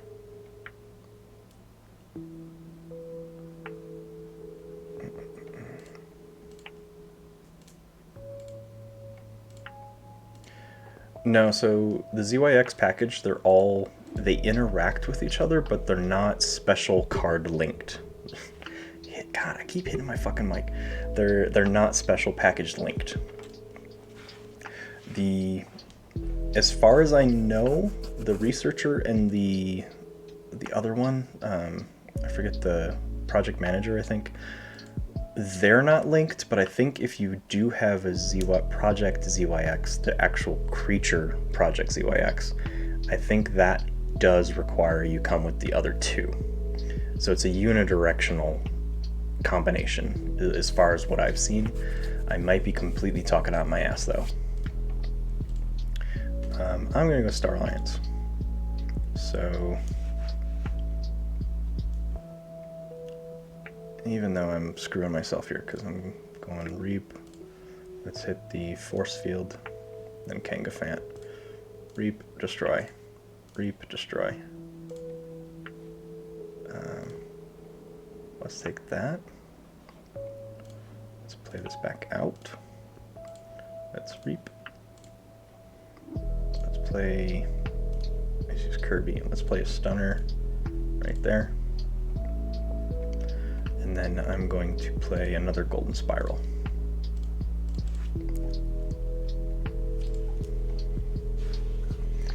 Double Nell transport platform with triple Amber Pip enhanced. Oh, Jesus. So it looks like next Saturdays I'm going to be playing a lot of the crazy bullshit, while this Saturday is more of the have fun with a deck you don't like.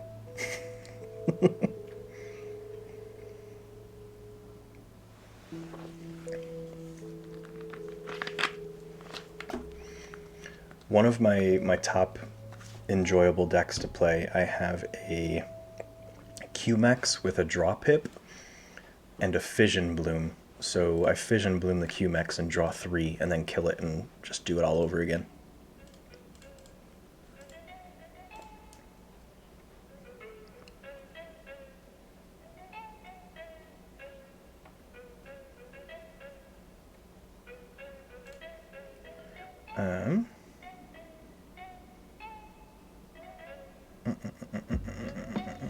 Let's go Saurian. Remove the stun. Let's drop my Cincinnatus Rex. I'm gonna get rid of my Good of Mini. Yeah, it's a really nice Q-Mech. I love it. I also have another deck with a red penny with a draw pip on it, with a Doom, or not Doom Sigil, Safe House. So I can play red penny, draw a card, steal an amber, and then archive her to use her again. So I've got some cool enhancements. I don't have universally powerful decks, but I've got some cool enhancements that I got.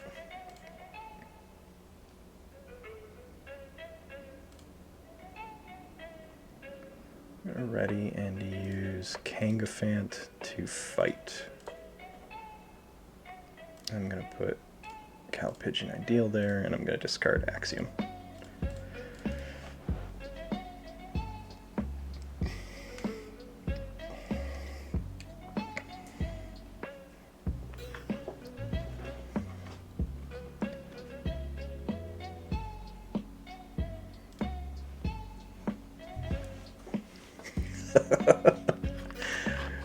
See, where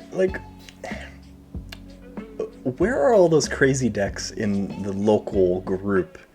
All the local players were just constantly commiserating about, I got nothing cool. I got some good, strong, fun decks, but nothing stupid. That flex deck sounds hilarious. Just make Narp a 12 and flex him. Here's a key. Next turn, flex him again. Here's another key.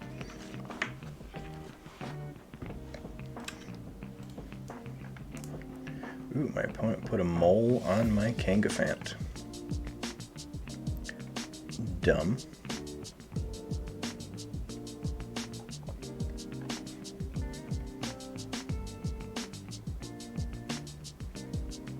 Funny thing is, it's kind of a race. Do I get to use the mole, or do I get to use the Calipigian Ideal, or do they get to use mole?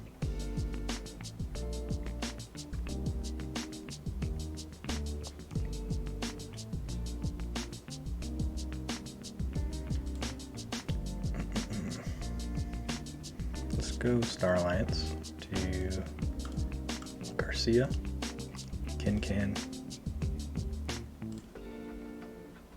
3. Use Force Field. Use Stunner, not stun anyone. Then let's use that Reap. Okay.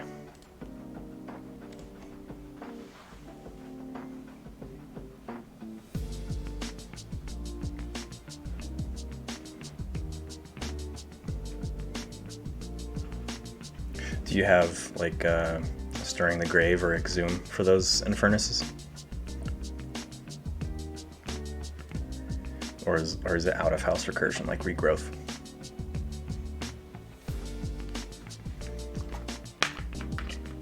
Because I don't remember, it's probably not even a good deck, but I have one deck that I can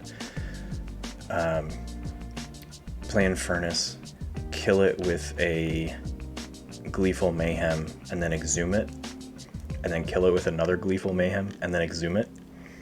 So I can play a single Infernus 3 times in one turn.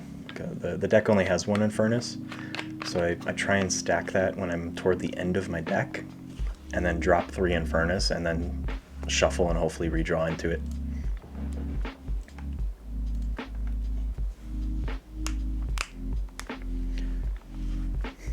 Oh jeez.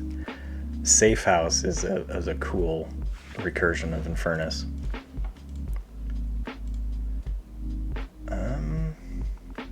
So my opponent can win.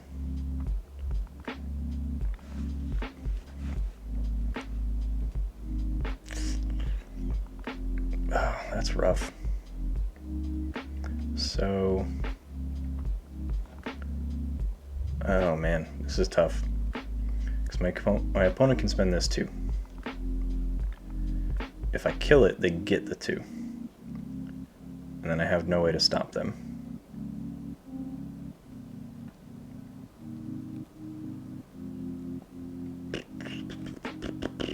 So let's go Saurian, I guess.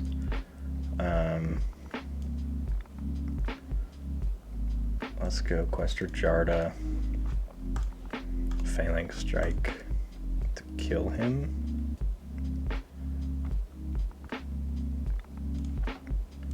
And then Golden Spiral to use him.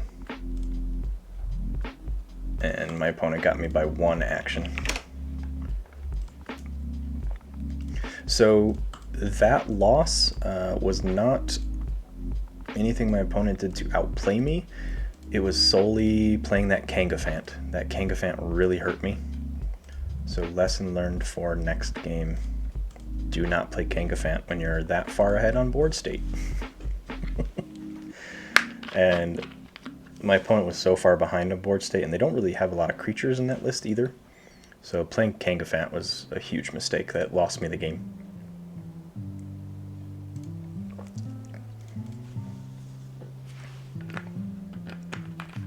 So again, I am going through playing the Dutiful Singer Counselor of Oak Branch.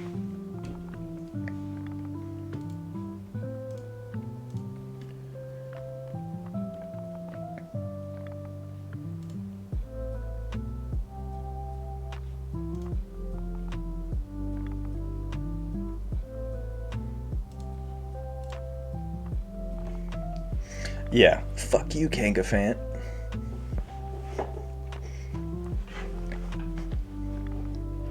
Snodge transfer flame. Oh my god. I have to say, Ketzer, that deck list is that deck list is just a wet dream. I know Orion would hate me to play that because anytime I have a purge deck, I wreak oblivion on my opponent's deck. I make weird choices in the moment for my opponent to look at, but as the game goes on, there's like, oh shit, you shut down my engine. You don't care about Amber. You just made my deck not work.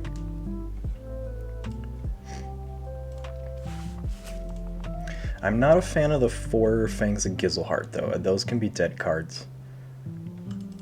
I would rather if they had an Amber Pip on them, they would be much stronger. What are we doing here? That's going to be a 2/2/2 essentially, so we're going to mulligan.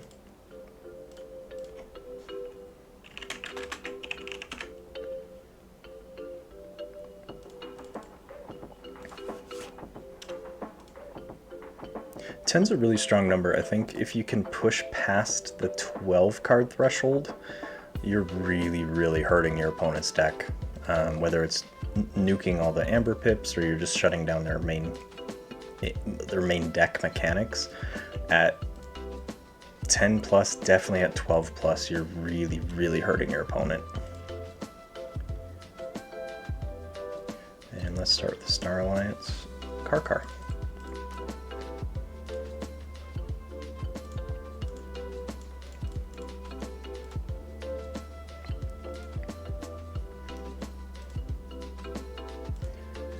After this match, this is the second match of this deck list.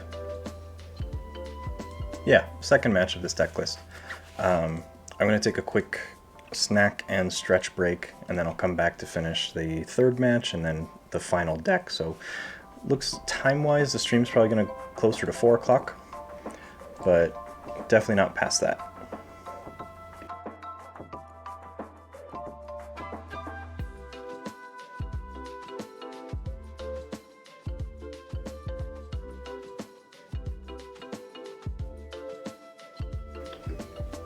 Danger Hands. The Leader Locksmith. Now I'm gonna have to look that up. Let's go.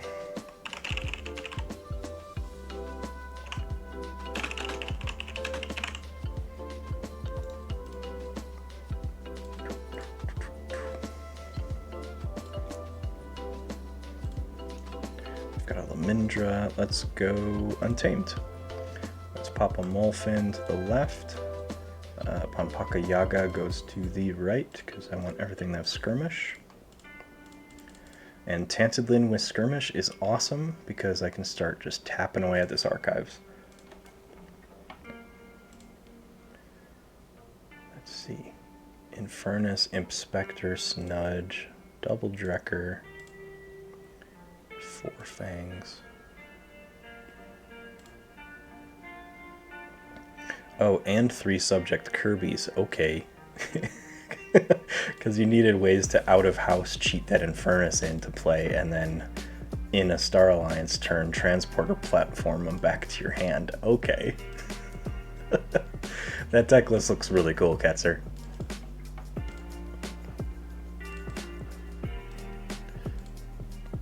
Well, Lazarus, I guess I gotta stop playing then. If you say it's 4 o'clock. What is that? That puts you East Coast? Alright, a little East Coaster.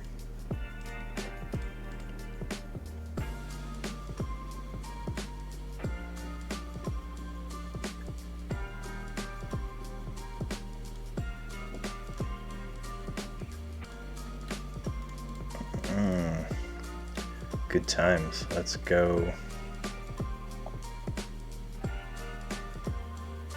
I really like getting the Saurian out, so let's go Golden Spiral, Cincinnatus Rex. I don't know who I'm going to put this Calipigian Ideal on yet. Probably end up putting it on Cincinnatus.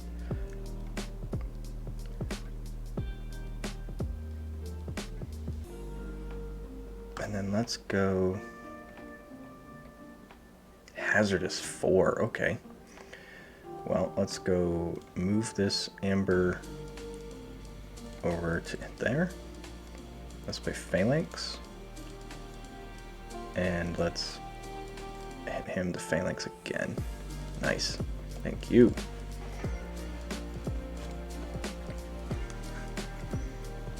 Recently, so Ketzer, did you hop on board with Mass Mutation or did you join Worlds Collide?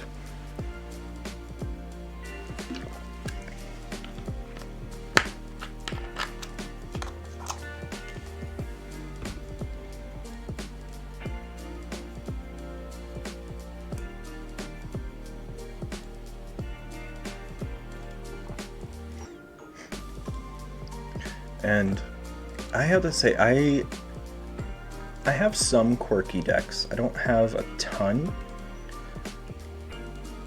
I feel like the majority of my decks are more higher tier casual or lower tier competitive. I don't have any balls to the wall, I'm gonna win a Vault Tour decks. I do have a lot of decks that will do incredibly well in local chain bounds, but they're not going to dominate any larger national or statewide tournaments. I wish I had some more quirky decks. Honestly, I wish I had some quirky decks that were also competitive, but that's the Keyforge pipe dream, and that's why we all spend our paychecks toward this game, right? Cyber Giant rig with the Blood of the Titans. Do they have the flex? They don't? That sucks. That would be a gross flex. Let's go. Let's go Star Alliance. To put Medic Ingram over here, let's ward Rex. Let's put the ward.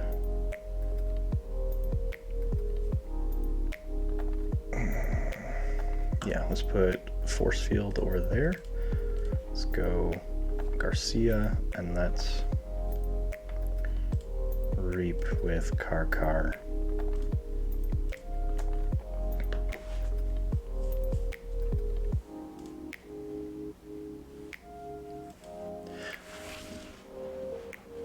Well, that's a very nice friend you have there. As you can see, trying to get the right point. These two boxes here are my Keyforge decks. Don't be tricked, they're not both all full. Some of them are just full with empty deck boxes and prize support, but I've been playing since Coda release, and actually the Coda Discovery event pre-release, and of the two sets to get into, honestly, I think Coda and Mass Mutations are the right one. I think Worlds Collide is just behind Mass Mutation there. Coda has the potential to have some unbelievably broken combos, but I think Coda also has the largest spread of deck potential, and I don't think they had quite honed in the algorithm toward what the quote-unquote average deck would be just yet. So I think it's I think Coda and Mass Mutation are the best two decks to get into. I am going to go Saurian here. Am I? Am I? Boy.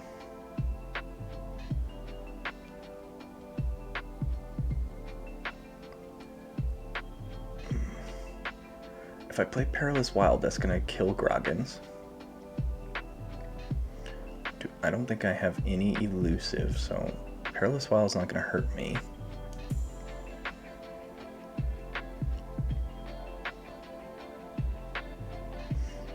Let's go Untamed. And just reap with everything. Let's go Panpaka Anga to the left. I'm gonna discard Kangafant because it really hurt me. And let's hit two of their creatures with that elusive.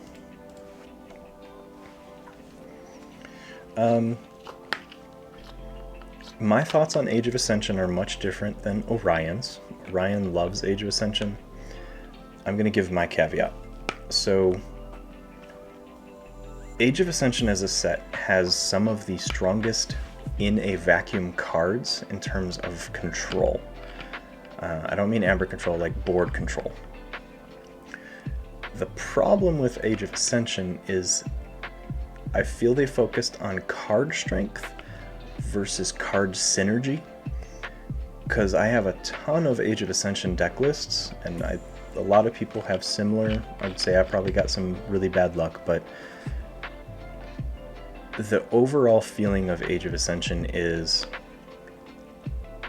I wish this deck wasn't playing against itself. Worlds Collide has some really awesome cards.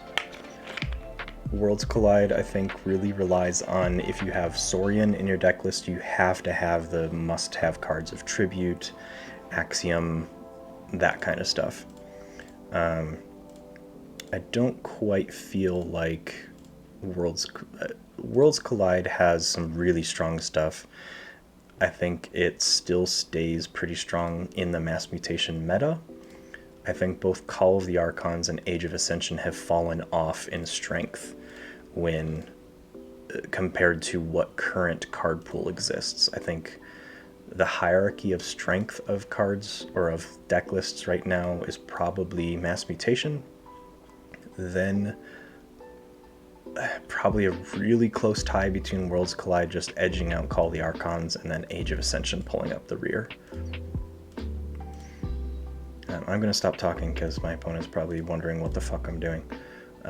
Let's go ahead and... Ooh, I have to fight. So let's have Karkar fight, get rid of that. Then let's have Ingram fight the Elusive and ward Garcia. Let's have Garcia fight the Elusive. I could have zapped that, but I'm okay not zapping that. And let's buff Ingram. And I'm gonna play Zap. Am I? It's gonna kill my Cincinnatus. Ooh. I'm gonna play Zap. I'm going to hit my Tantadlin.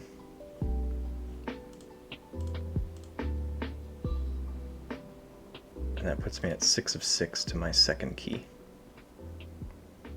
And why is it asking if I'm done?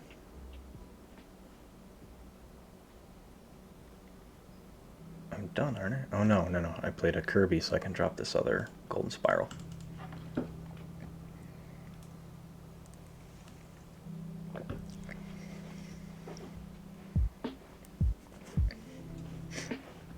I do agree with that, Orion. I think that Worlds Collide is the best universally balanced set. I think Mass Mutation is the worst internally balanced set, but close to the best externally, so meaning outside of the set balanced. I'm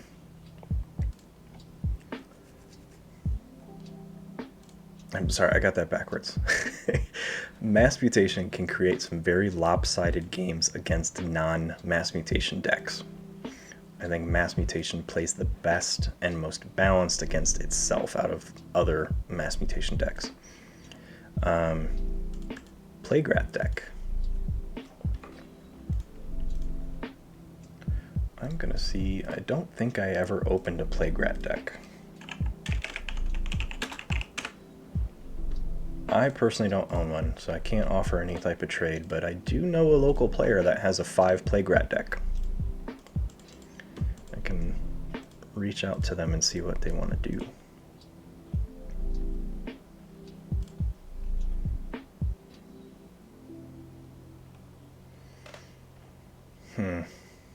I guess I think I just stay Star Alliance, to be honest.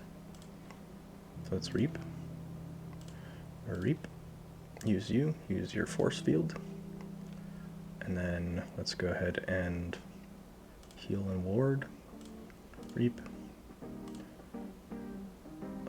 Reap. Walls to the left. To right. I put this over here because it already has skirmish. It doesn't need to go left. Then fog bank.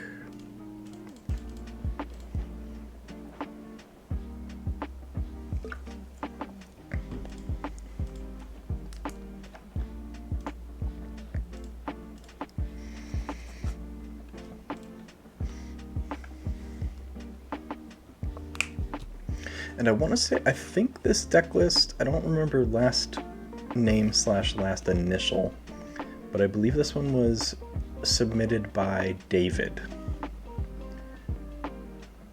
with the text of, I can't figure out, I think they said something like, I can't figure out how to make this deck tick.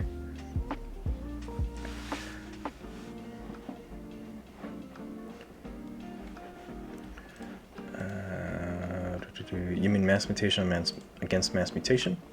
I mean, yeah, I mean, all my opinions, I'm playing my deck lists only, so I'm limited to what I've seen out of my personal decks, which is not a very high variety. Especially in mass mutation, the boxes I've opened, every single box has the same style of decks and almost identical deck lists. It's actually really frustrating, and why I've not bought into more mass mutation decks. Aside from, you know, disposable income. Alright, now I'm gonna go Saurian, because I finally am drawing my Saurian creatures. Play to the left. Play to the left. Play to the left. Let's go ahead and fight this Calfine, exalt and ready all my creatures. Remove, reap, use it, reap, exalt, reap, use it, and let's use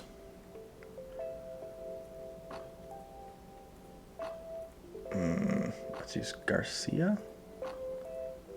Yeah, reap. Make them spend a little more for their key.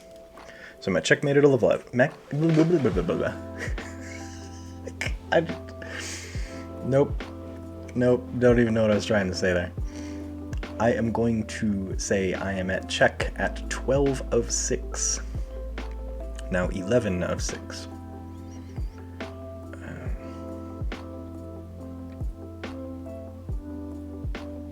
Sealed play.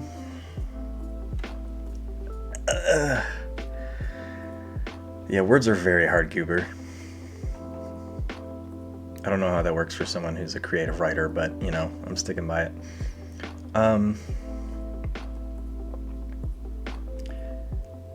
So here's my opinion on sealed too, right? So it is 100% proven from people that do box opening videos and run stats on it that every single box I fucking detest sealed, so I'm not even going on that. I'm taking my personal subjectivity out of this. I hate sealed. I hate sealed. I hate sealed. Disclaimer over. People that do box opening videos that have run statistics on and we're just looking at raw SAS. We're not looking at deck playability versus meta cards versus non-meta cards. We're just looking at raw SAS. Every single display box has a natural curve in the deck or in the box itself. Has 1 to 2 like super strong decks in comparison to the others, to 1 to 2 really weak decks in comparison to the others, while the other 8 to 10 are within the average standard deviation of being an average casual deck. I do feel that if you take the extremes out, if you take the super high out and you take the super low rank out and only play the middle decks of a box, then I do believe that the sealed will demonstrate the deck's or the set's internal strength.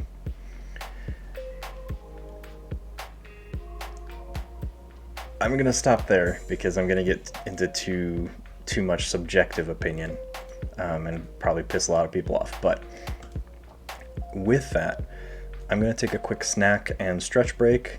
Give me 5 minutes. I will be back to grind out the third game with this list. That last game, I didn't really have to think about much I was doing. It plays a lot like another deck that I really love, my Gorgapad deck.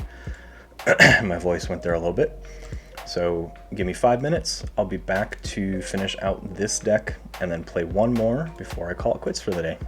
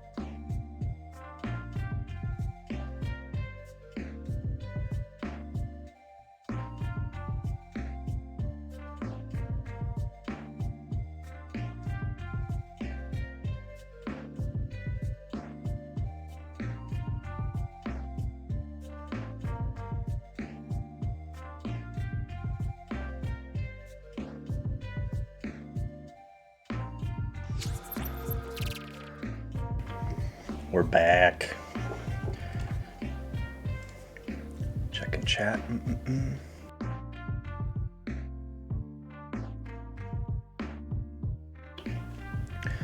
Oh, I'm so excited for Dark Tidings. Is it February yet? Alright. Gonna go into game 3 of the Dutiful Singer here. I'm 1-1. As I suspected while I was looking through the deck list, this is very much a build a board and bully the board to maintain board state. I want to keep my opponent with creatures on the board so I can keep reusing my Cincinnatus Rex, because if I can get my Saurian lineup going, I can use all my other Saurian creatures, fight with Cincinnatus Rex, kill a creature, ready my entire board, use all those creatures again. This is where it gets stupid. Golden Spiral to use my Cincinnatus Rex to fight, ready all my Saurian creatures, and then Golden Spiral a second time. So I can use my entire Saurian line, what is that, 4 times? Gross. Just stupid what it can do. Obviously, again, that's in a vacuum. But one turn of just 2 full uses of your Saurian line, really stupid. Alright, let's start the game. Nope. Hot garbage, 2/2/2. No, thank you.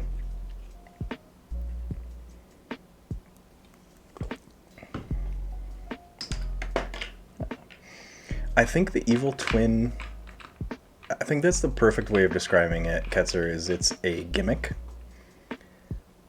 But as we start seeing how the Evil Twin adjusts those cards, it could be a really, really cool mechanic where it's the balance of hurting yourself to play card effects. I think they mentioned during the in-flight report of Gen Con that all the Evil Twin card versions are going to provide some detriment to your side while also impacting your opponent. So it's going to be interesting how they balance that, to see how well they're able to capitalize on that gimmick.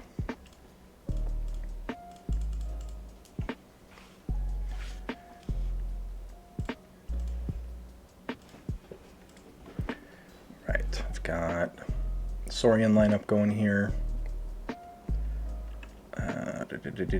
Depending on how they play, I'm probably going to be going Untamed. Not sure how I feel about my Star Alliance, but that is a second option.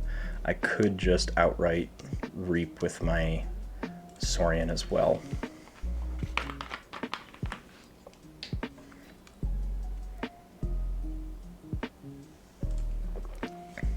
And they just go ahead and bounce my Cincinnatus Rex, which I'm fine with. Thank you.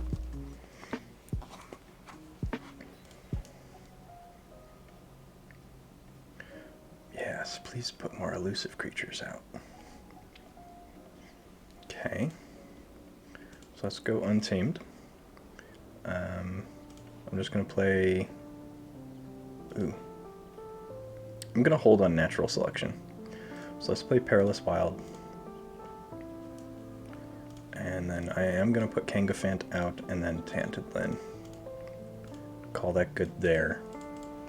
Kind of jockey for position here to see where the board state goes.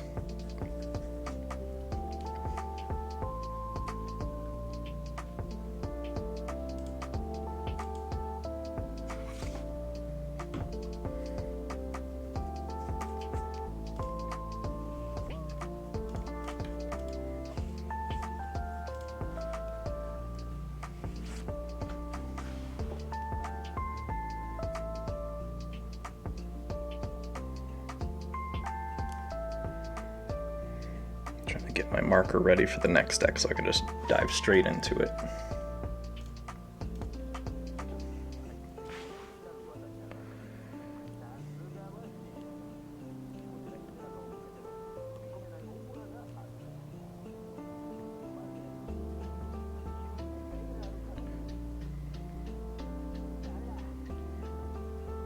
I try to spell that all right. All right. And I am going to try and do some post-editing here in my VODs to try and make better markers that will actually provide, if I can figure it out, that will provide links to the deck list in Master Vault, or probably to decks at Keyforge.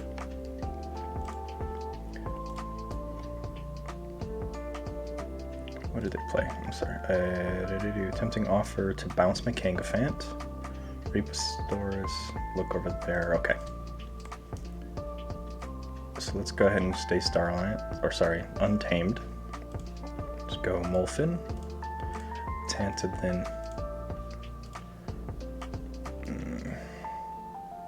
then Kangafant again. I'm gonna hold this Unnatural Selection because this is a nice way to get that Kangafant off the board.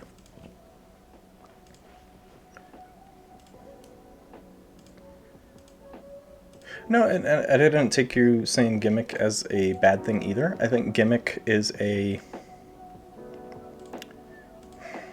that's how I would describe Age of Ascension's Alpha and Omega keywords. It was a gimmick. It was something they tried, and it still exists on a very rare card, but they're not really bringing it back in full, which means it's not a mechanic they were happy with. So I think gimmick is something, I use that as the term, it's something new, it's quirky, it might not work out, but it has the potential to be cool if it does. So I think that's how I interpret gimmick. Let's go Star Alliance.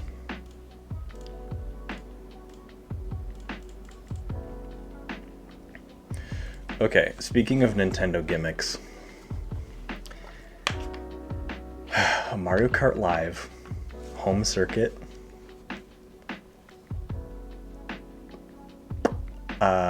Probably the most amazing use of augmented reality in a video game I have ever seen. Just gonna put it out there. Like Pokemon Go, the Harry Potter version of Pokemon Go. What was before Pokemon Go? There was another like augmented reality walk around the world game. I can't remember, but it was like 10 years ago they started making it.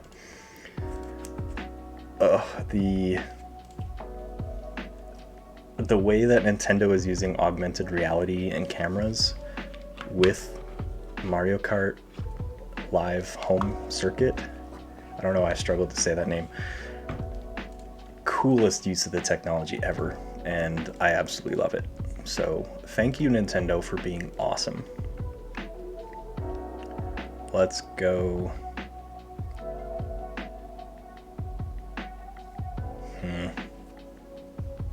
I don't really care about destroyed triggers, to be honest.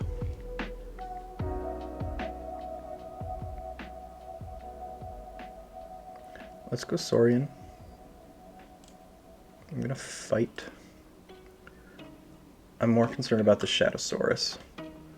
So then I'm gonna drop my Pterodactyl and my Cincinnatus.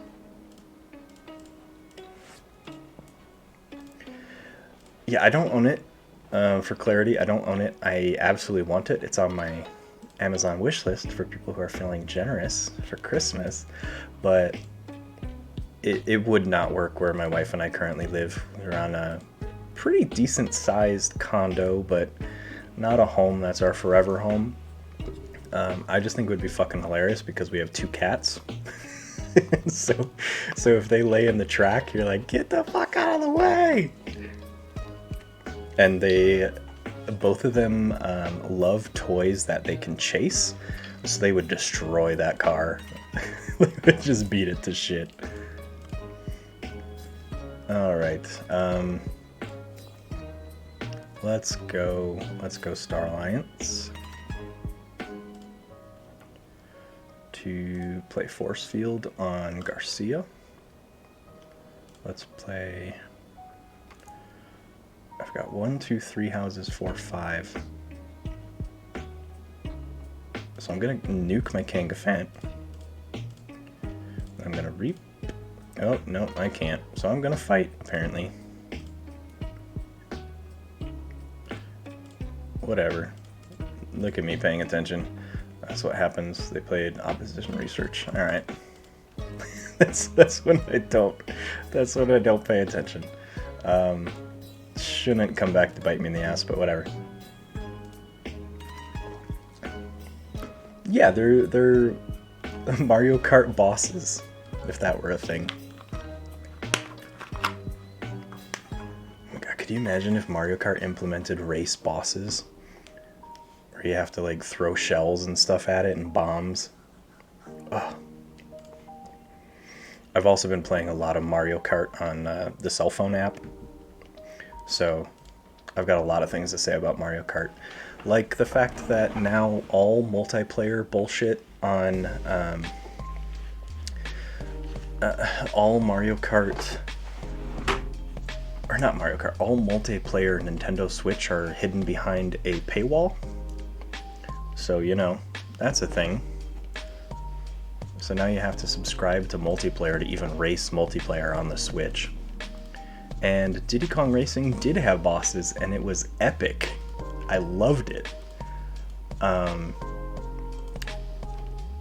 Actually makes me want to pull out the Nintendo 64 and do some Diddy Kong Racing story mode.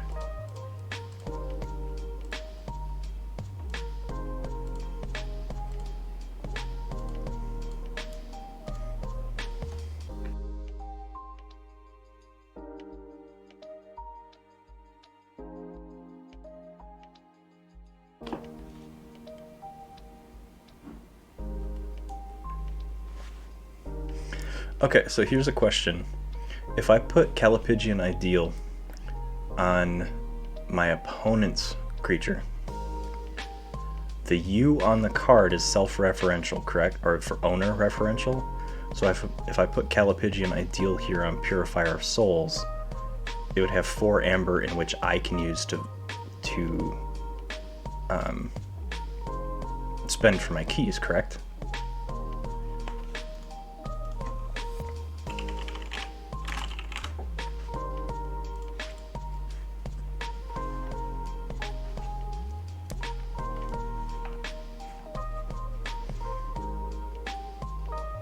Is it because it's putting the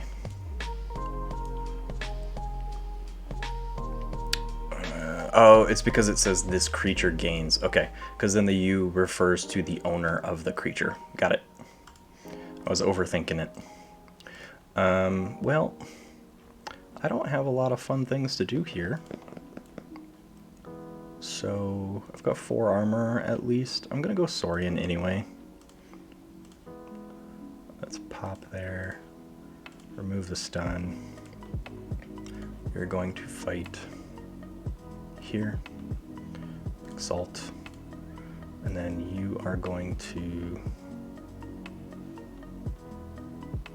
fight there. And then you're going to discard. I should have just reaped. I am not paying attention in this game at all. I'm just... I got so caught up talking about Mario Kart that I was just like, what the fuck's going on? Oh, they use lucky dice. That's great.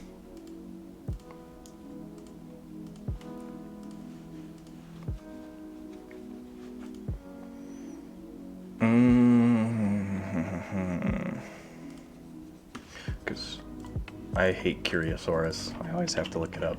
I forget the card text out of PTSD. Each creature with amber gains. Yeah, so, yep, Shadow a Disc can shut it off for one side.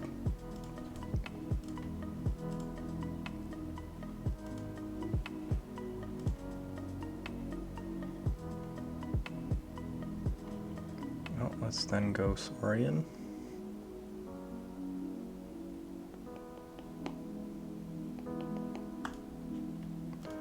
Questor Charta. Fight into General Salvador. Exalt, ready, reap.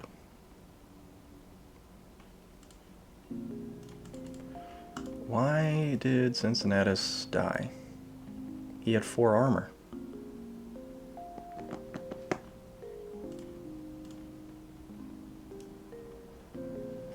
Oh, because I didn't see the bone rot. That's awesome.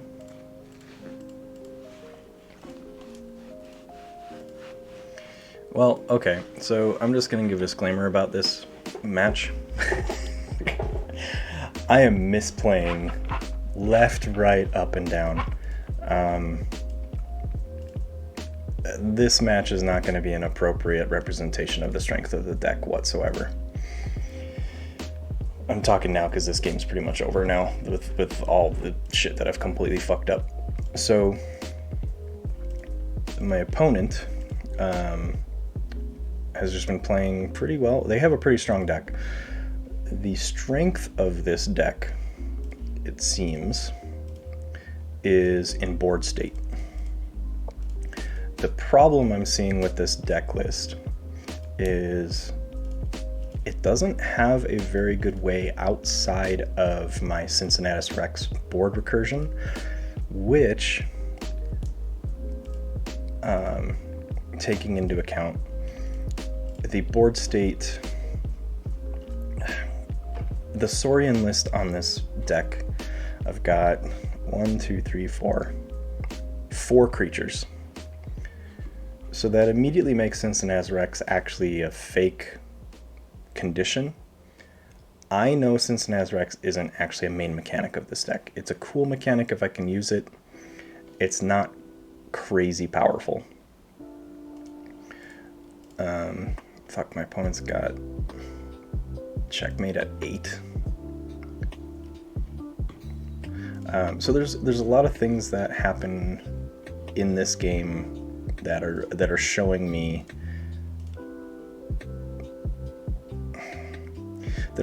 I don't have a lot of options to make up amber discrepancies. If I can maintain a board state and I'm actually paying attention, then this deck actually has a really good leg up. It's a very much a board state bullying deck, and if you can keep these double Murmooks out, your key costs are 4. So that's also a nice help. I'm just going to finish this game out. My opponent beat me. They played well. I also fucked a lot of stuff up. Mutant Knight. Those will stay. Elf Thief. So these will stay. Human Priest. So Purifier is going to go. Dinosaur Politician's going to go. Beasts will stay. So I'm going to move this over here. I'm going to play the Good of the Many. Had I been paying attention, I think I messed up in 3 turns pretty badly. This would have been a much closer match. But final thoughts on the Dutiful Singer, Counselor of Oak Branch. Solid deck. The 1 and 2 record I don't feel is representative. It would probably have been 2 and 1 if I was actually paying attention and not nerding out about Mario Kart Home Circuit. Has some holes. If it falls behind on board state against a deck that has better fighting capabilities, better in-house synergies, has a decent amount of cross-house synergies. The Saurian list is highly deceptive because with the Cincinnatus Rex, where is he? And only 4 creatures, including himself, you're not going to get a ton of economy out of using him. I feel the strongest deck list in terms of abilities is in Star Alliance, and then Untamed is a really good support house. So probably the best of the 3 I've played so far. Not terrible, not blow my mind amazing. Definitely probably upper tier casual, lower tier competitive, and it would be at the mercy of its pairings in a competitive tournament. Let's see.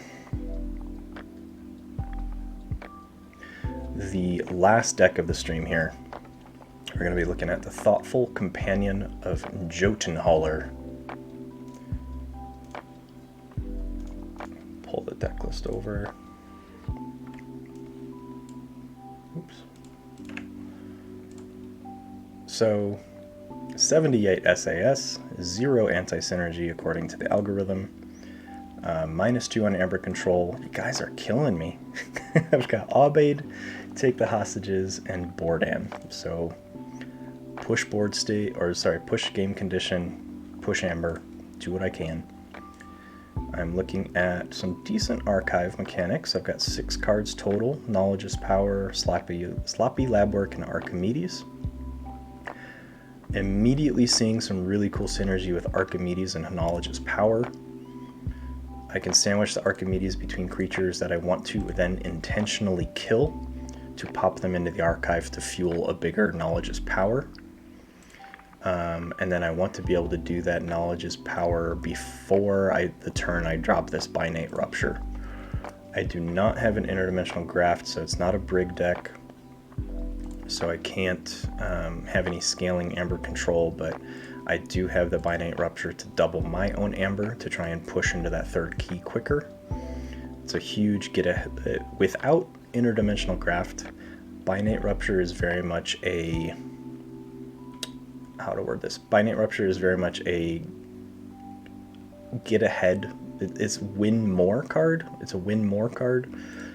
We're looking at Untamed being the strongest house. Sanctum, again, any Sanctum other than Mass Mutation, I just kind of shrug at them. Like, I'll play them if I have to, but they're not a great house. Mass Mutation is a different story. Mass Mutation Sanctum is, I love it.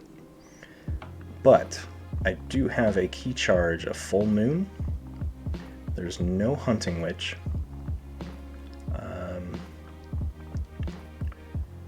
I don't have any board clear, so 0 board clear with a pretty average to slightly below average effective power.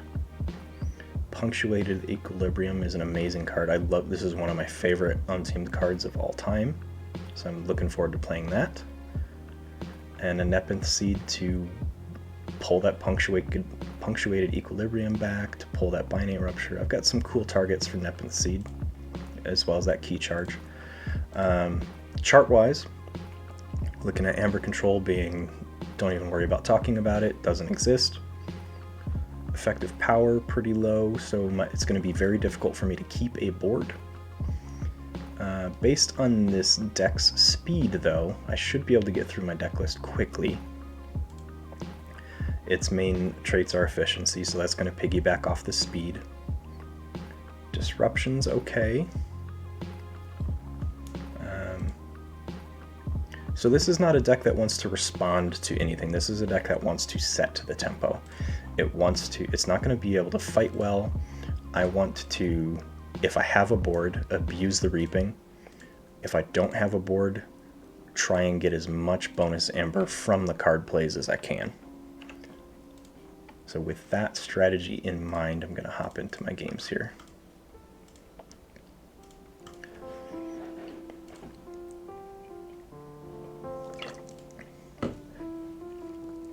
Yeah, I'm going to be playing some very interesting stuff next week. I think I have 6 decks to get through next week. I have 6 decks to get through next week. I'm looking at, if I play 20 minutes a game here, I'm going to be ending around just before 4. So it might be a slightly longer than usual stream next week. I'll update everything. My intention is Saturdays I'm going to start streaming from noon to 4, so it's going to be a 4-hour stream instead of 3. Today I'm just stretching it out a little bit to get these games in. And I've been talking a lot today too, so that's added some time to each match.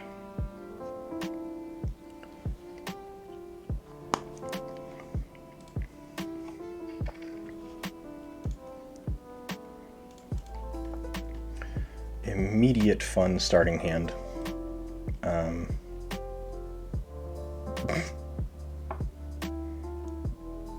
Okay, as badly as I want to play this, it is not a good start hand though. It's just fun cards to see together.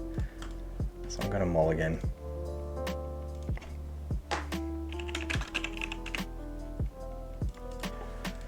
I start with a Spike Trap.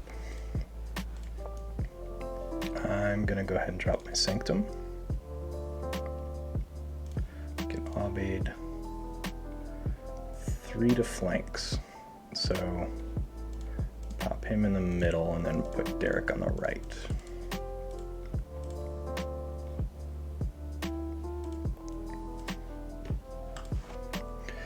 And always, thank you everyone for hanging out with me today. Happy Halloween. I do have a costume. Didn't put it on today because we're doing our Halloween festivities tomorrow. Don't think anyone really get my costume anyway. It's not anything direct. It's an interpretation of what I would dress like if I lived in the Expanse universe. So some sci-fi post-apocalyptic type clothing, I guess. Wild wormhole. Into, I didn't see what they wormholed into. Nature's Call. Okay. So they're just gonna bounce my 3. What are you wishing to bring back to hand?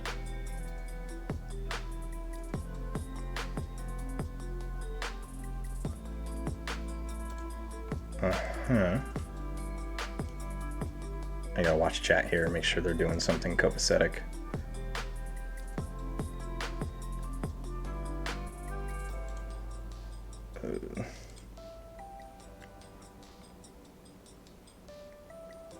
Wait, what? What are you doing? Ovid the Grim was their mimic gel. Right? Okay. Got it. So they played a mimic gel and then bounced it back to hand, but didn't bounce anything else.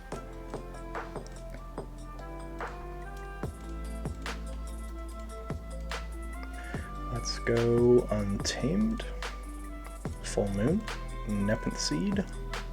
Let's go Amber Spine Mongrel and Punctuated Equilibrium. Make sure, what did they lose? They lost their Mimic Gel, Yancey, Pineapple. They lost a lot of good stuff. I'm happy with that hit. Then play a Tantadlin.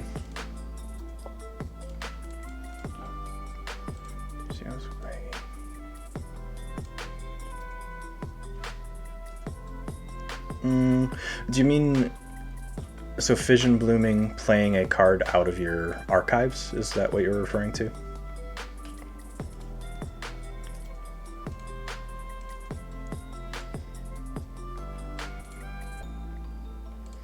Let's go logos. Let's go. Ooh, I don't want to play Titan Mechanic.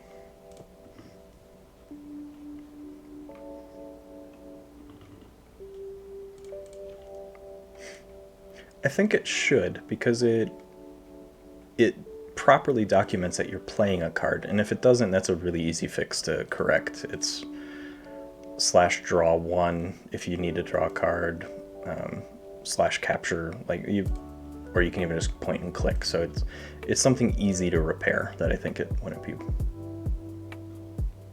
be hard to counter. And play Remote Access. Let's play Sloppy Lab Work to archive. Let's archive Binite and discard Potion. Let's play Transposition Sandals on Bordan. And I don't want to make the key cost 5. Actually, I do, because it's going to help me. And then, what's my deck list? I do have a decent amount of untamed cards, but they're negligible creatures, so I don't want to pull Full Moon. I just drew a whole bunch of logos, so I'm going to wait on Nepenthe to see what I get.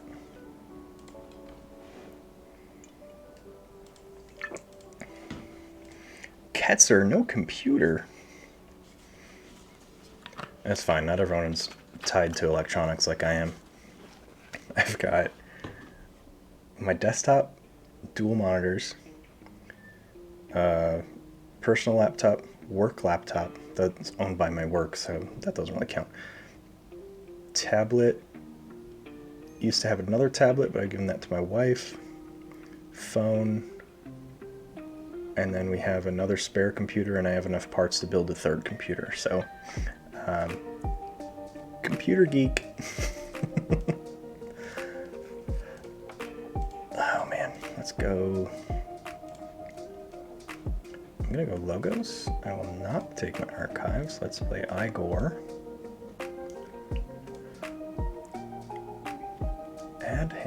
Add cards to hand. Let's go Archimedes. Play Archimedes to the left.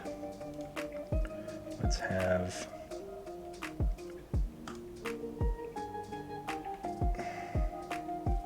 I'm gonna have it fight Hapsis. And I'm gonna play Sloppy Lab Work to archive Key Charge and discard Smite. And then ooh, it's tough. Do I want a Nepenthe Seed here is the question.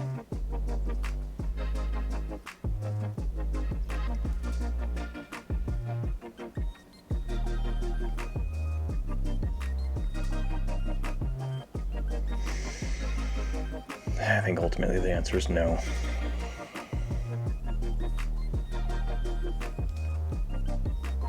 Okay. TCO, it has done a lot for me. Just being able to get pure repetitions out of my decks. We do have local players. Unfortunately, a handful of them are moving away from the local area, so there are still a decent amount of local players remaining. Unfortunately, the night in which one of the local stores, because we do have 2 local stores that support Keyforge, one of them plays on a night in which I'm unavailable, so I get a lot of my play through the Crucible. So it has provided me a lot of opportunity to get reps that I wouldn't otherwise get.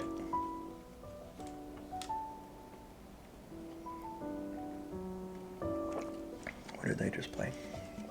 They played their Punctuated Equilibrium.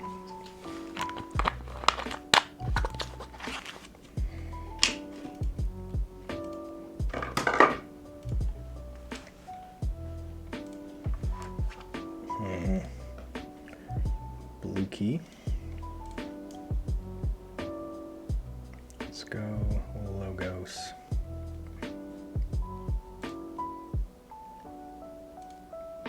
Not to take my archives. I'm gonna play Quantum Finger Trap. I'm going to then Nepenthe Seed my Igor. Ooh. Yeah, I'll Nepenthe Seed my Igor. Let's play Archimedes to the left. Igor to the right. Add a golden ore to my hand because that's the only card I've got. And let's play Jargoggle to the left, and let's put a golden aura under it. And then Reap and kill it because of Kangafant. And it'll pop into my archives.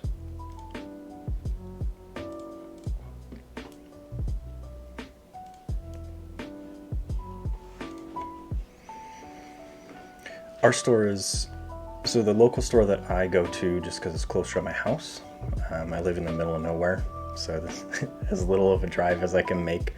They are open for the retail side, but they are not open for people to stay and play games. So I'm really looking forward to when they're open to have people sit and play again. It's also a coffee shop, so just being able to, sit there and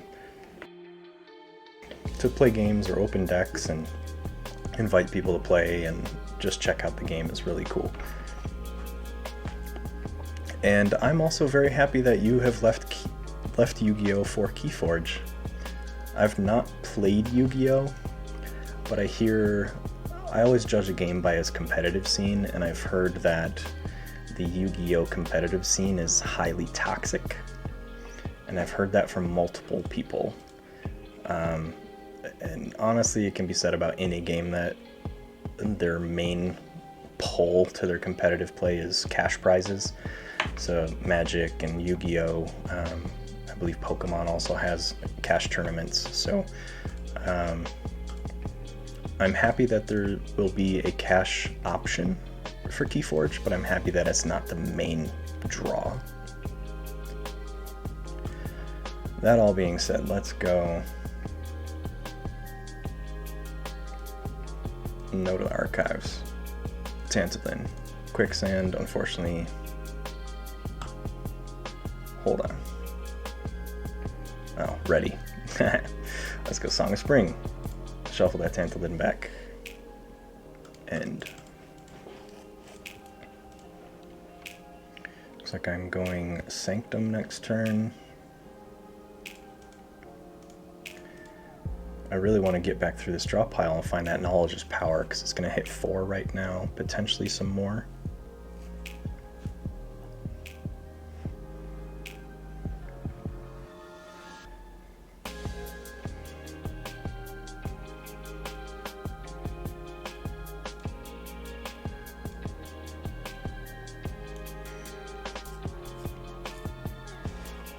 That's really cool that your group has converted to a Keyforge group. It's always nice when a group of friends can agree on a game that they really enjoy playing together.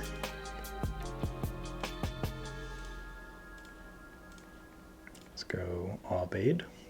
Let's play Golden Aura on Aubade. And let's go Smite on Aubade to fight... I think I'm doing 2 splash, right? I always forget Smite. That's in limbo. Where are we going? 2 splash. So I don't want to kill this guy, so let's kill a Edai. Call that good.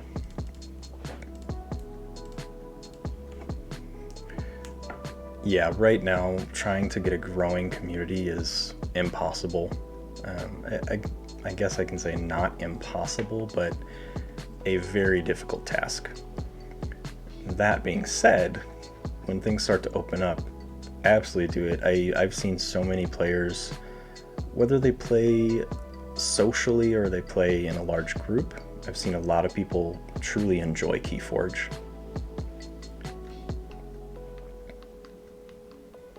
Look at you being awesome. I always intend to go through my boxes here and pull out some easier to pilot decks. Not necessarily bad decks, just decks that are easier to pilot to put together for newer players and just give it to the local store and say, hey, here's some decks for Learn to Play.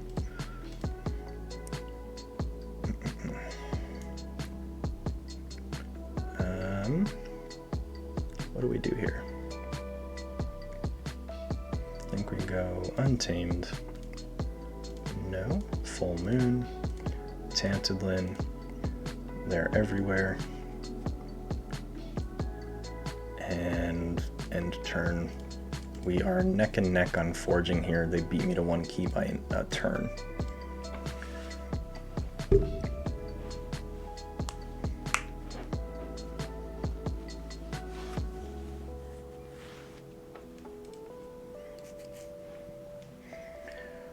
I've been playing with a 3D printer, and playing, I mean printing a lot of stuff, and I use bright neon green resin. I'll just pull up.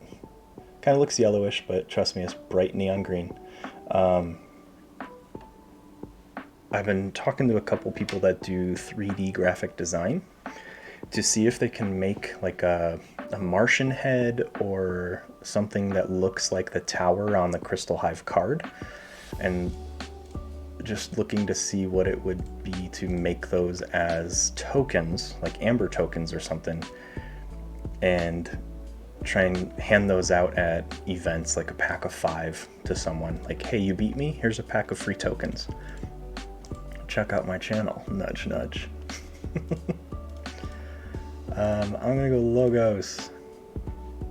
No to my archives. Transposition Sandals. I'm going to swap the position of 2 cards. Let's swap you and you. Let's go sloppy lab work to archive Grey Rider, discard, take hostages, archive Nepenthe, and turn yes. Yeah, I'm looking at some options for it. I've got a lot of projects I'm working on right now, so it's going to be in the near future, and it wouldn't be until I'm able to play in person. But once I'm able to get some files or find someone that's willing to do that work for me for free, because I'm poor as fuck, and just I have a job I love. It doesn't pull enough money where I can start paying people for commissions, unfortunately. But I would love to be able to just print those tokens and just hand them out as a, hey, great game, here's some tokens. Alright, let's forge yellow key. I'm going to go Sanctum.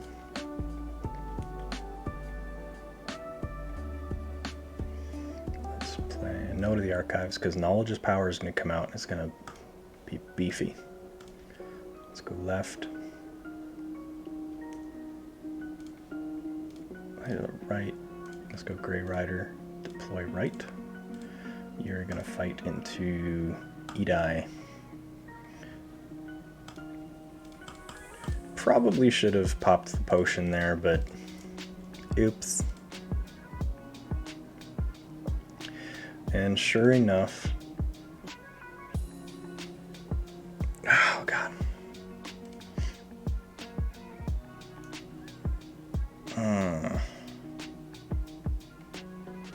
Here's the question, right? Can I get a key charge off here?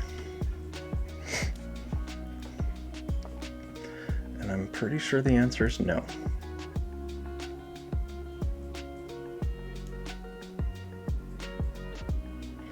Because Knowledge's Power is going to give me 6. And then I'm going to pull my archives. I cannot play By Night, so it gets discarded.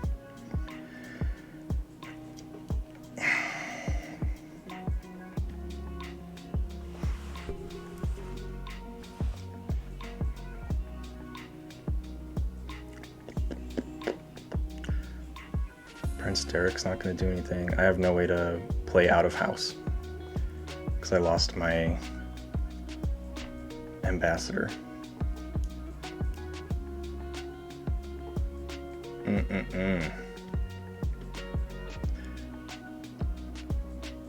Okay. I think Logos is still just going to be the most fun, but now I can't pull my archive, so I'm just going to go play, gain Amber, play that, swap some creatures around. You're going to move over there, use that, boom. Okay, so they were ahead of me by 1 action all game. I don't think... There were a couple small misplays I made,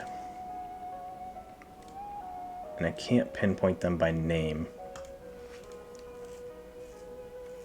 But I know, like, after I played it, I'm like, oh, maybe I shouldn't have done that.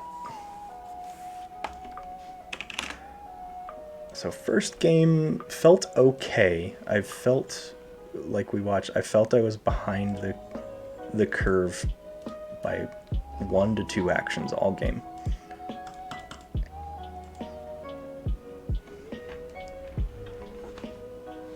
I don't know where I put my drink. Huh.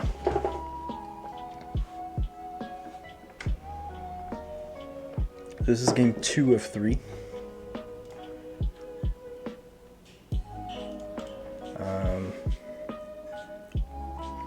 Decent start hand. Punctuated Equilibrium early is actually pretty good because your opponent's generally mulliganing for cards they like.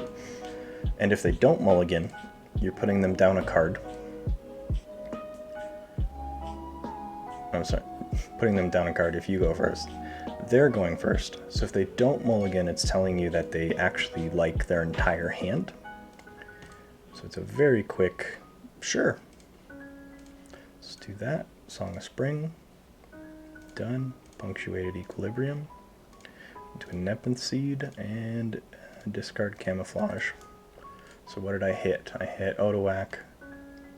They had a 2/2/2, but some pretty strong creatures, so I'm okay with that hit.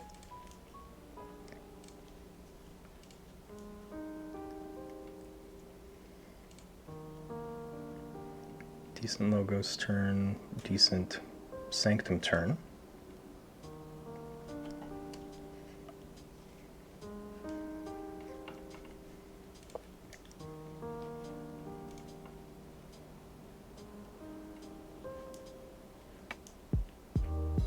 Let's go Logos.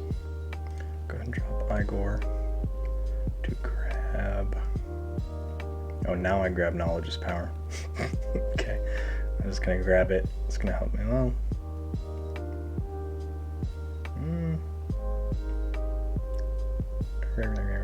I'll grab Knowledge is Power. Let's put an Archimedes over there.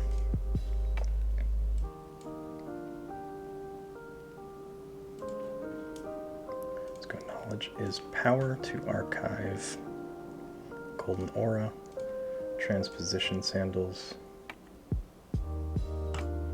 That way I can move Archimedes around, and I'll wait to see what I pull. Trick with Nepenthe Seed is you really don't want to use it at the end of your turn, because then you're going to be limiting your card draw. So you either use it at the start of your turn, or middle of your turn, or to pull a card you're immediately going to use. Since I wasn't immediately going to use anything, I opted not to use it. But looks like a pretty decent Sanctum turn here. And I don't need to worry about holding my archives because I've already played Knowledge's Power. So I can pull some cards and archive as I go through the deck again.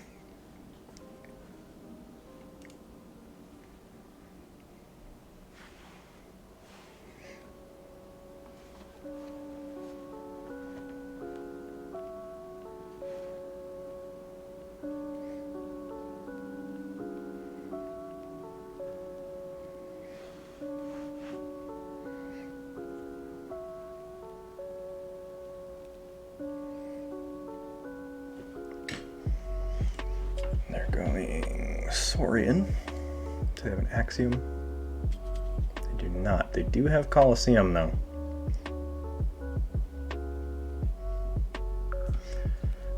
I can remote access this, which would be a dick move, but it would be hilarious if I can pull that off.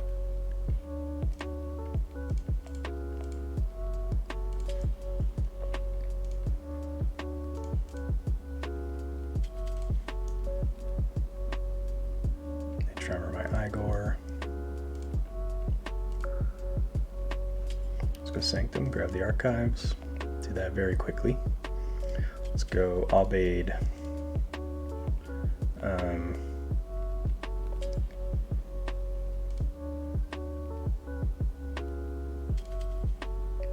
Golden Aura on Aubade, just so he doesn't take any damage. I'm going to play Smite on Aubade, hit Karkar, and then we're going to deploy Right to use Aubade again, because they cannot take damage all turn, or all turn. And then let's go A-Bond to the right, call that good.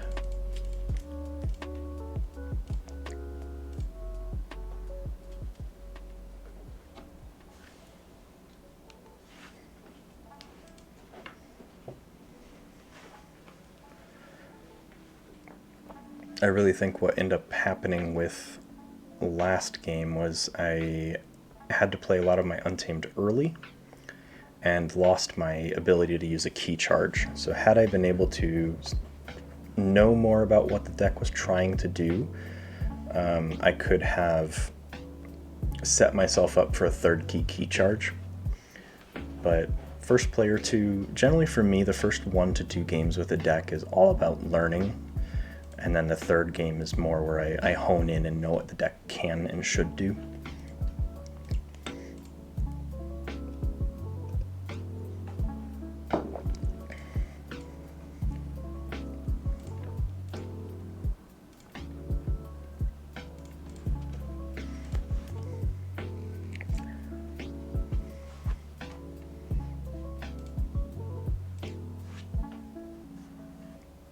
they just do? Jenna Hubris Library. Oh, Ragward killed it. That's what. Okay.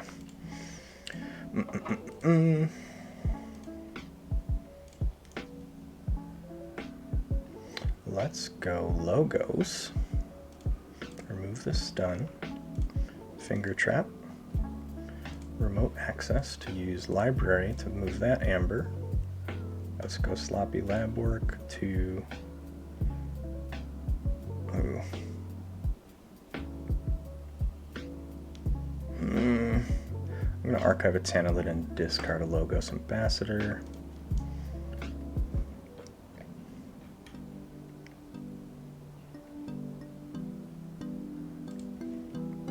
You know what? I'm going to pull Nepenthe Seed to grab. I'm going to grab Knowledge's Power to play that and archive the other Tantalid. So I'm at check at 8 of 6, they're at 6 of 6. So again, I'm behind on getting to the first key, which in this deck does not feel good. But I'm keeping their board small enough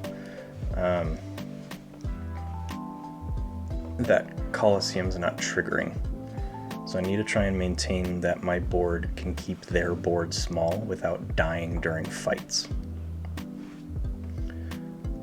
Brobnar, Fire Breath and a Tremor. Overrun. Which is nice, they couldn't trigger that.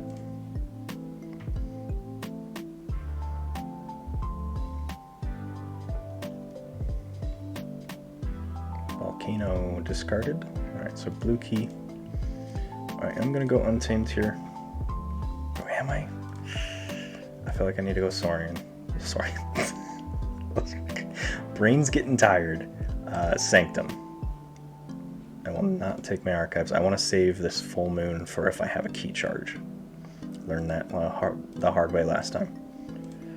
So let's reap. Well.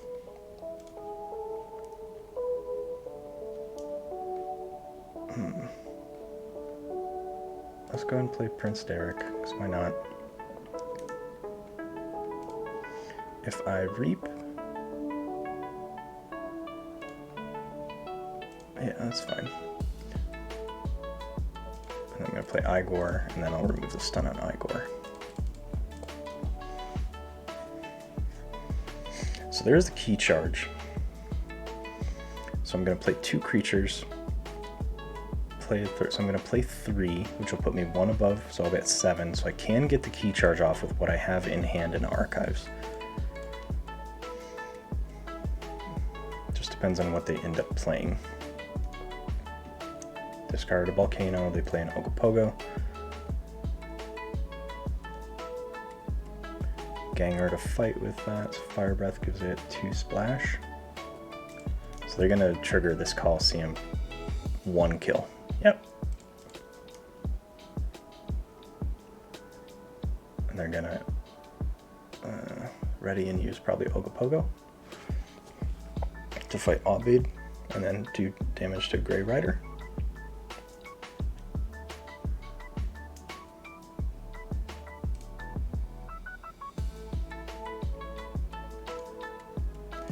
It's like I know this game or something. I'm still in key charge range, so I am going to use that. So I'm going to play Full Moon, Tantalid, they're everywhere, and then a key charge. So now I've set the tempo. I'm a key and a half ahead.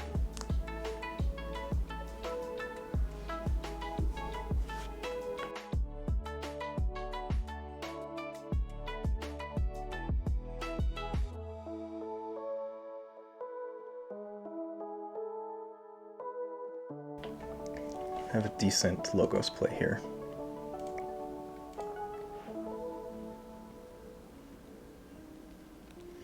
I need to try and finish the game before this Colosseum gets too high. It's my main task right now. Yeah, they're gonna ward that. Then you're gonna fight again and get another kill. I'm gonna hit Prince Derek.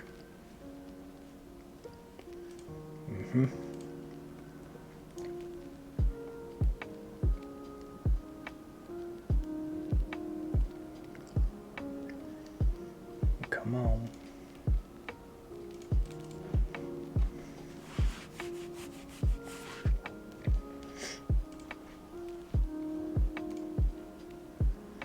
And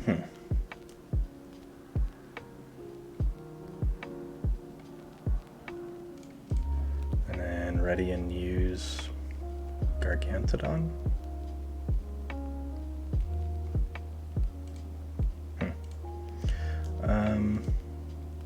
Let's just stick with Logos, stick with the original game plan here. So I'm gonna go Archimedes to the right.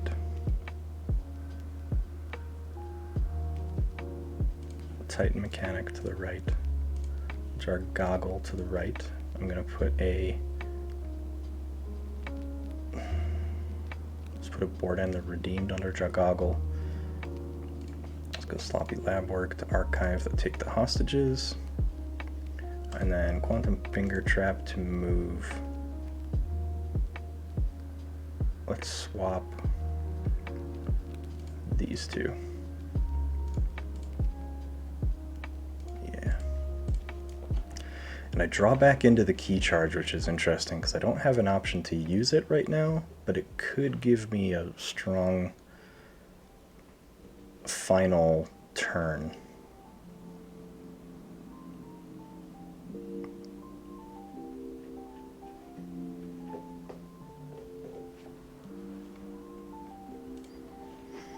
Sanctum's probably going to be my house to play here because I can potion, use Grey Rider, and fight to start clearing their board.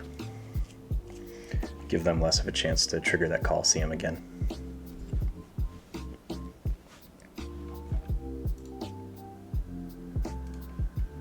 Oop. Oop. I can tell I'm from the Midwest. Oop.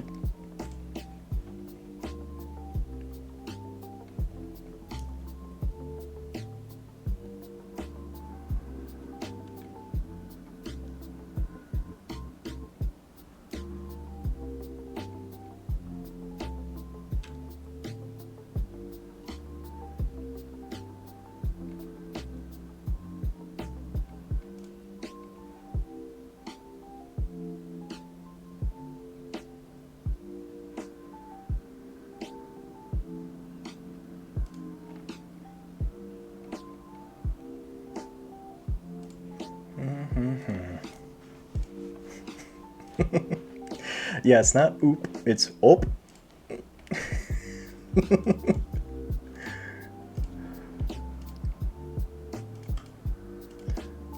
I think the proper spelling is O-P-E, op.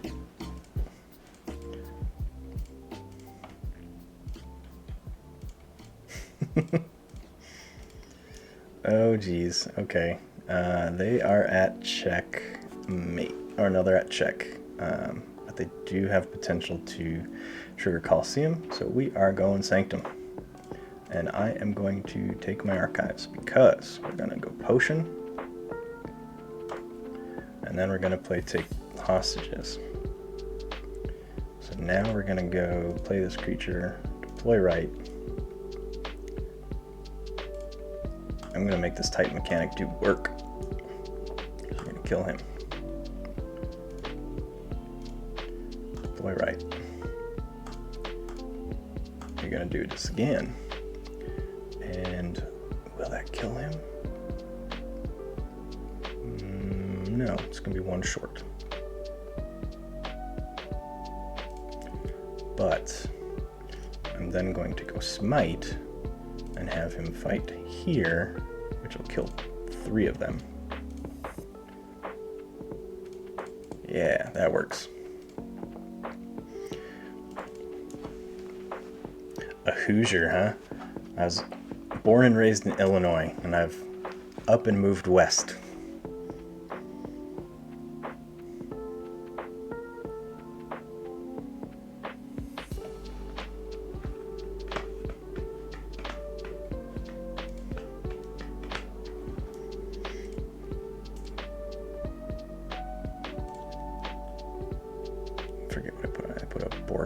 redeemed.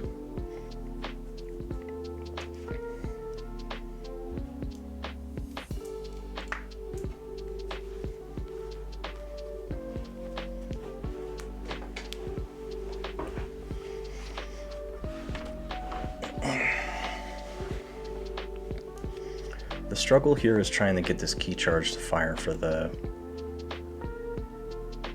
final key.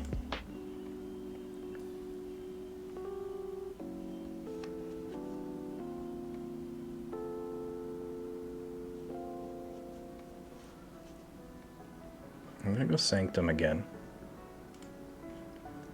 So let's reap.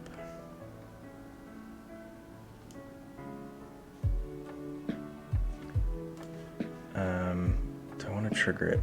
I'm gonna take Elusive. It says you may.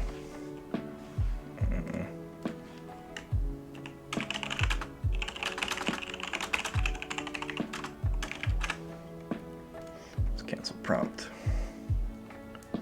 That's fine. So you're and we're gonna play you to the right. Give me 3 amber.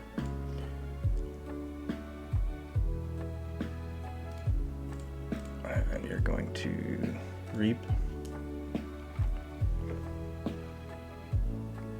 Do not want to trigger it. And this will put me at checkmate at 8 of 8. If they're able to pull me off of a key, I have some options here in Untamed to potentially get me that key charge win. I'm gonna kill my engineer. So we're gonna probably try and get this Colosseum to fire this turn. Because they're at 5. Reap with Ali. Doesn't look like they're able to keep me off my key here. Sweet. So it's a well-played game. I had an answer to finish that 3rd key. I think I'm 1-1 with this one. Yep, 1-1. So 3rd game on the way here.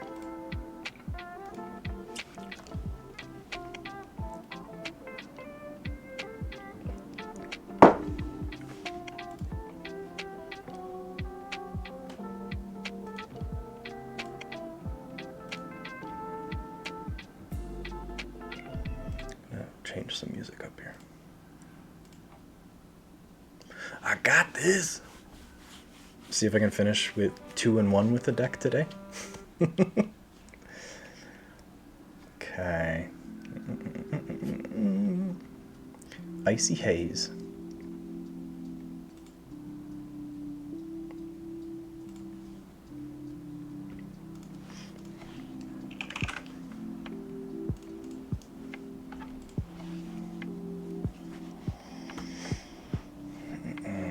What do they have?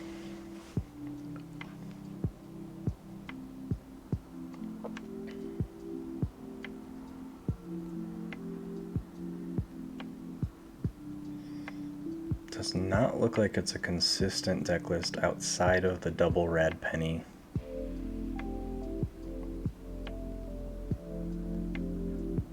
Duplicates of cards that don't really matter, like Gizelhard's Zealot. Comes in ready, it's able to fight right away, which is cool, but I'm going to keep this hand.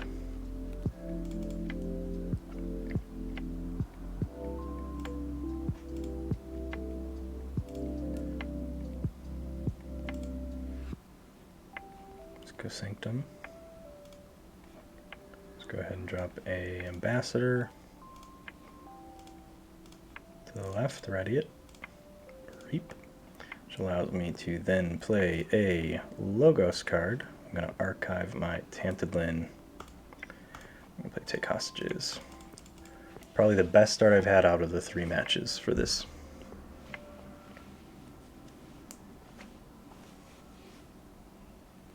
Boo!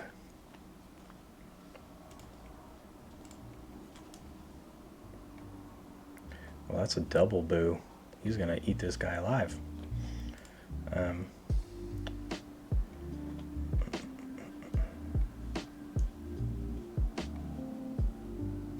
Let's go Sanctum. Reap. No, to the archives. Reap. To play Archimedes.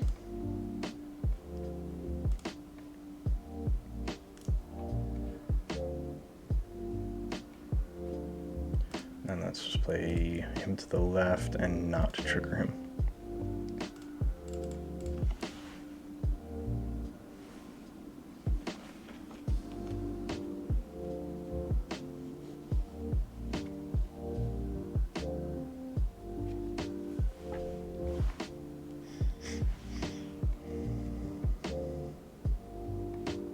Double red penny already, huh? Let's go Logos. No, I'm gonna Logos.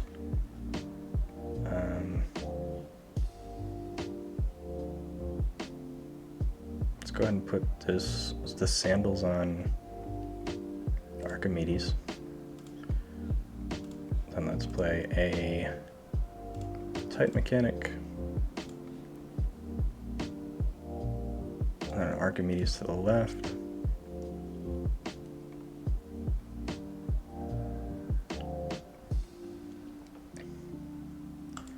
So I'm going to use the action, swap with the Grey Rider. Ooh. Then have the Grey Rider. Let's reap. Ready. Use Archimedes to fight a red penny.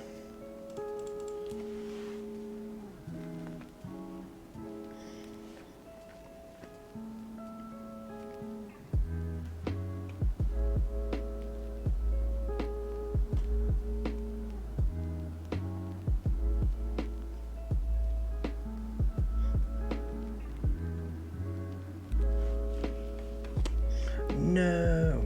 Okay.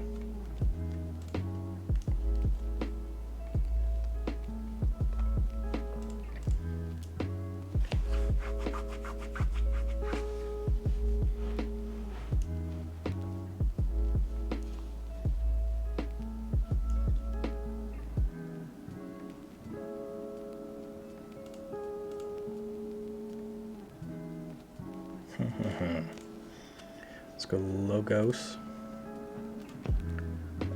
I do not want to binate because that's going to give him an automatic free key. So I'm going to Igor. And let's go Punctuated Equilibrium.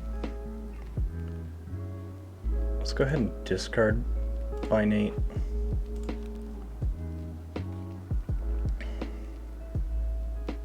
Let's kill Lycosaurus and then reap. So I'm a little behind, but not unreasonable.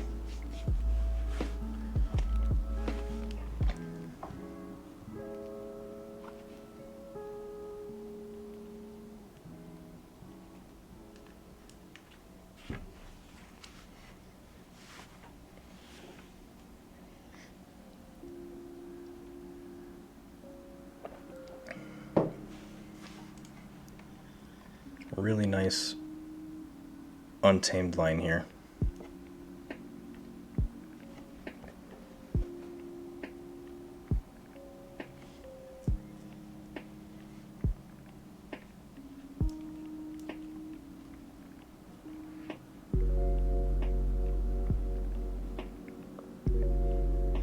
Here comes a Zealot, probably gonna kill. Yep, bounce that to my archives, that's fine, thank you.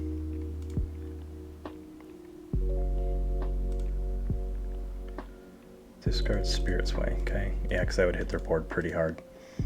I am going to go Untamed. I'm not going to grab my Tantadlin, though. Because I want to save that for my full moon. So let's go ahead and play Song of Spring. Let's shuffle that Tantalin back in. Let's go ahead and Quicksand. I guess I'll play Camouflage first. Then I'm going to Quicksand. Let's trigger Igor. And then Punctuated. And there's the full moon that I'm going to hold. Yeah, because there's no point in playing it right now. And what did I hit from them? I hit a Rad Penny, Tempting Offer, the Rewarding Capture. Pretty nice hit. I think a Shrix as well was in there.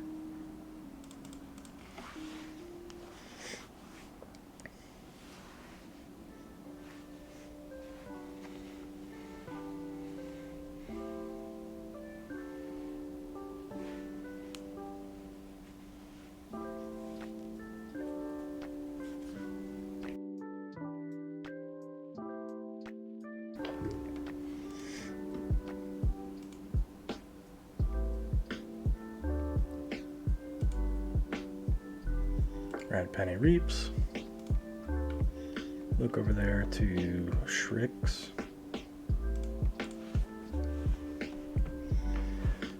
And Booby Trap. So I get a blue key at 6. Sanctum's probably going to be a good play here, so let's go Sanctum. I'll not take my archives. Let's get Aubade. Then Bordan. I'm going to Reap with Logos Ambassador, which allows me to play a Logos card.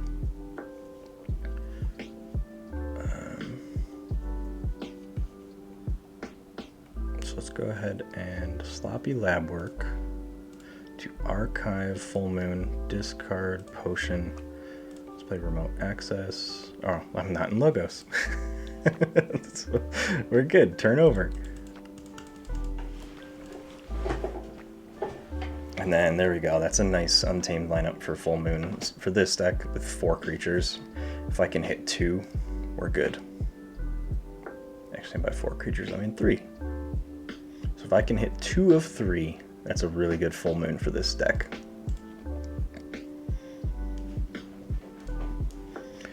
And then I can bounce both Tantalins back with this Nature's Call and get 4 Amber out of it.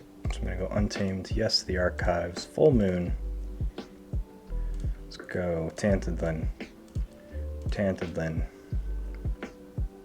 I'm going to play their Everywhere first, see what dies and what doesn't. I'm going to put you there, then you. Let's go Nature's Call to bounce Tantalins, and let's bounce Sacrosaurus. And then go Tantalin. So it puts me at check 7 of 6.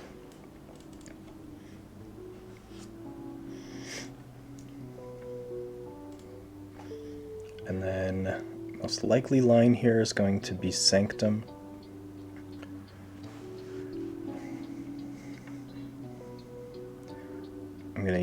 I'm probably going to Reap with the Ambassador to play a Logos creature. So I'll probably play Igor, which is going to give me 1 from every house, which triggers Prince Derek. And then Golden Aura is probably not going to be necessary, but it will give me the ability to use Tantalin off turn.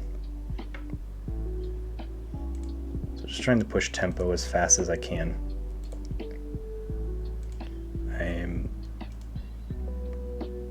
Amber-wise, I'm about a key ahead. Game state, we're even. So they're gonna use their Ardent Hero there to fight. Got rid of my Ambassador, so that shuts down the option to trigger Prince Derek.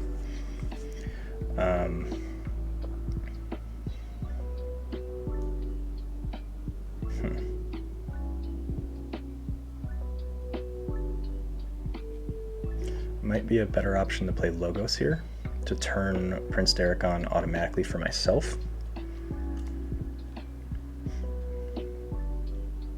And then I can use the City Gates to pull them off of Capture, or off of Forge with a Capture. So I go Logos. I'm going to play Titan Mechanic first, make sure it's not on a flank. Igor is going to, let's grab Sloppy Lab Work. So then that's remote access. City Gates to have Tantadin and Capture 1. Sloppy Lab Work to archive. Yeah, let's archive Derek. And discard Golden Aura. So I'm at 7 of 6 again, they're at 5 of 6. Both working at our second key.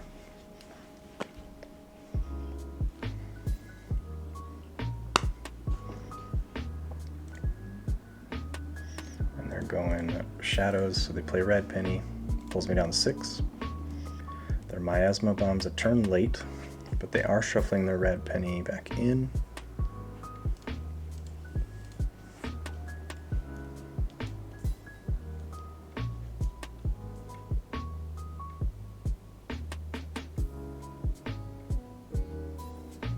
Tempting offer, they bounced Tantalin that had Amber on it. So let's go Yellow Key. Binate Rupture is useless right now. I've got a really nice playline in Untamed. So Sanctum would get me 3, 4. I'd capture, or 3 and capture 2. Untamed's going to give me the better long standing, so I'm going to go Untamed. And let's go Nepenthe Seed. Amber Spine Mongrel. Tantadin. Let's Reap with Tantadin. Let's play Camouflage on Mongrel. And then Nature's Call to bounce those two. And maybe I'll bounce the Igor as well. Give me a decent option for next turn. I have also drawn a Punctuated Equilibrium, and I have my Key Charge back in my deck, so I could draw that. I've got a decent line here in Logos where I could Binate Rupture as long as they don't go above 3.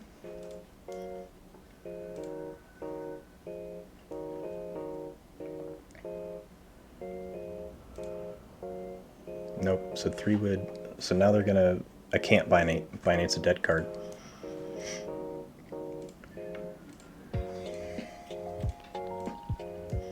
I think, yep, we're going Untamed, because I need a fish for this Key Charge. So no to my archives. Let's Reap and Reap. Let's play Punctuated Equilibrium. Let's play They're Everywhere. Let's Nepenthe Seed that Punctuated. Or, no, grab this Nature's Call. Yep. And Nature's Call to bounce all of those.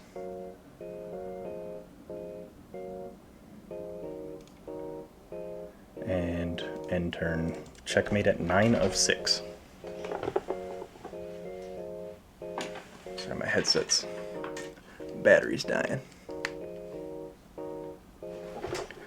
So it puts me at checkmate of 9 of 6. Let's see if they've got an answer for that. They do have a Miasma Bomb. And they are in Shadows. That Miasma Bomb could do it for them.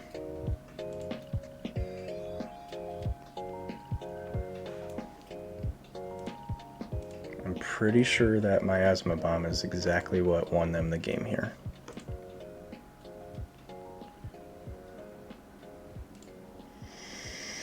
Ooh,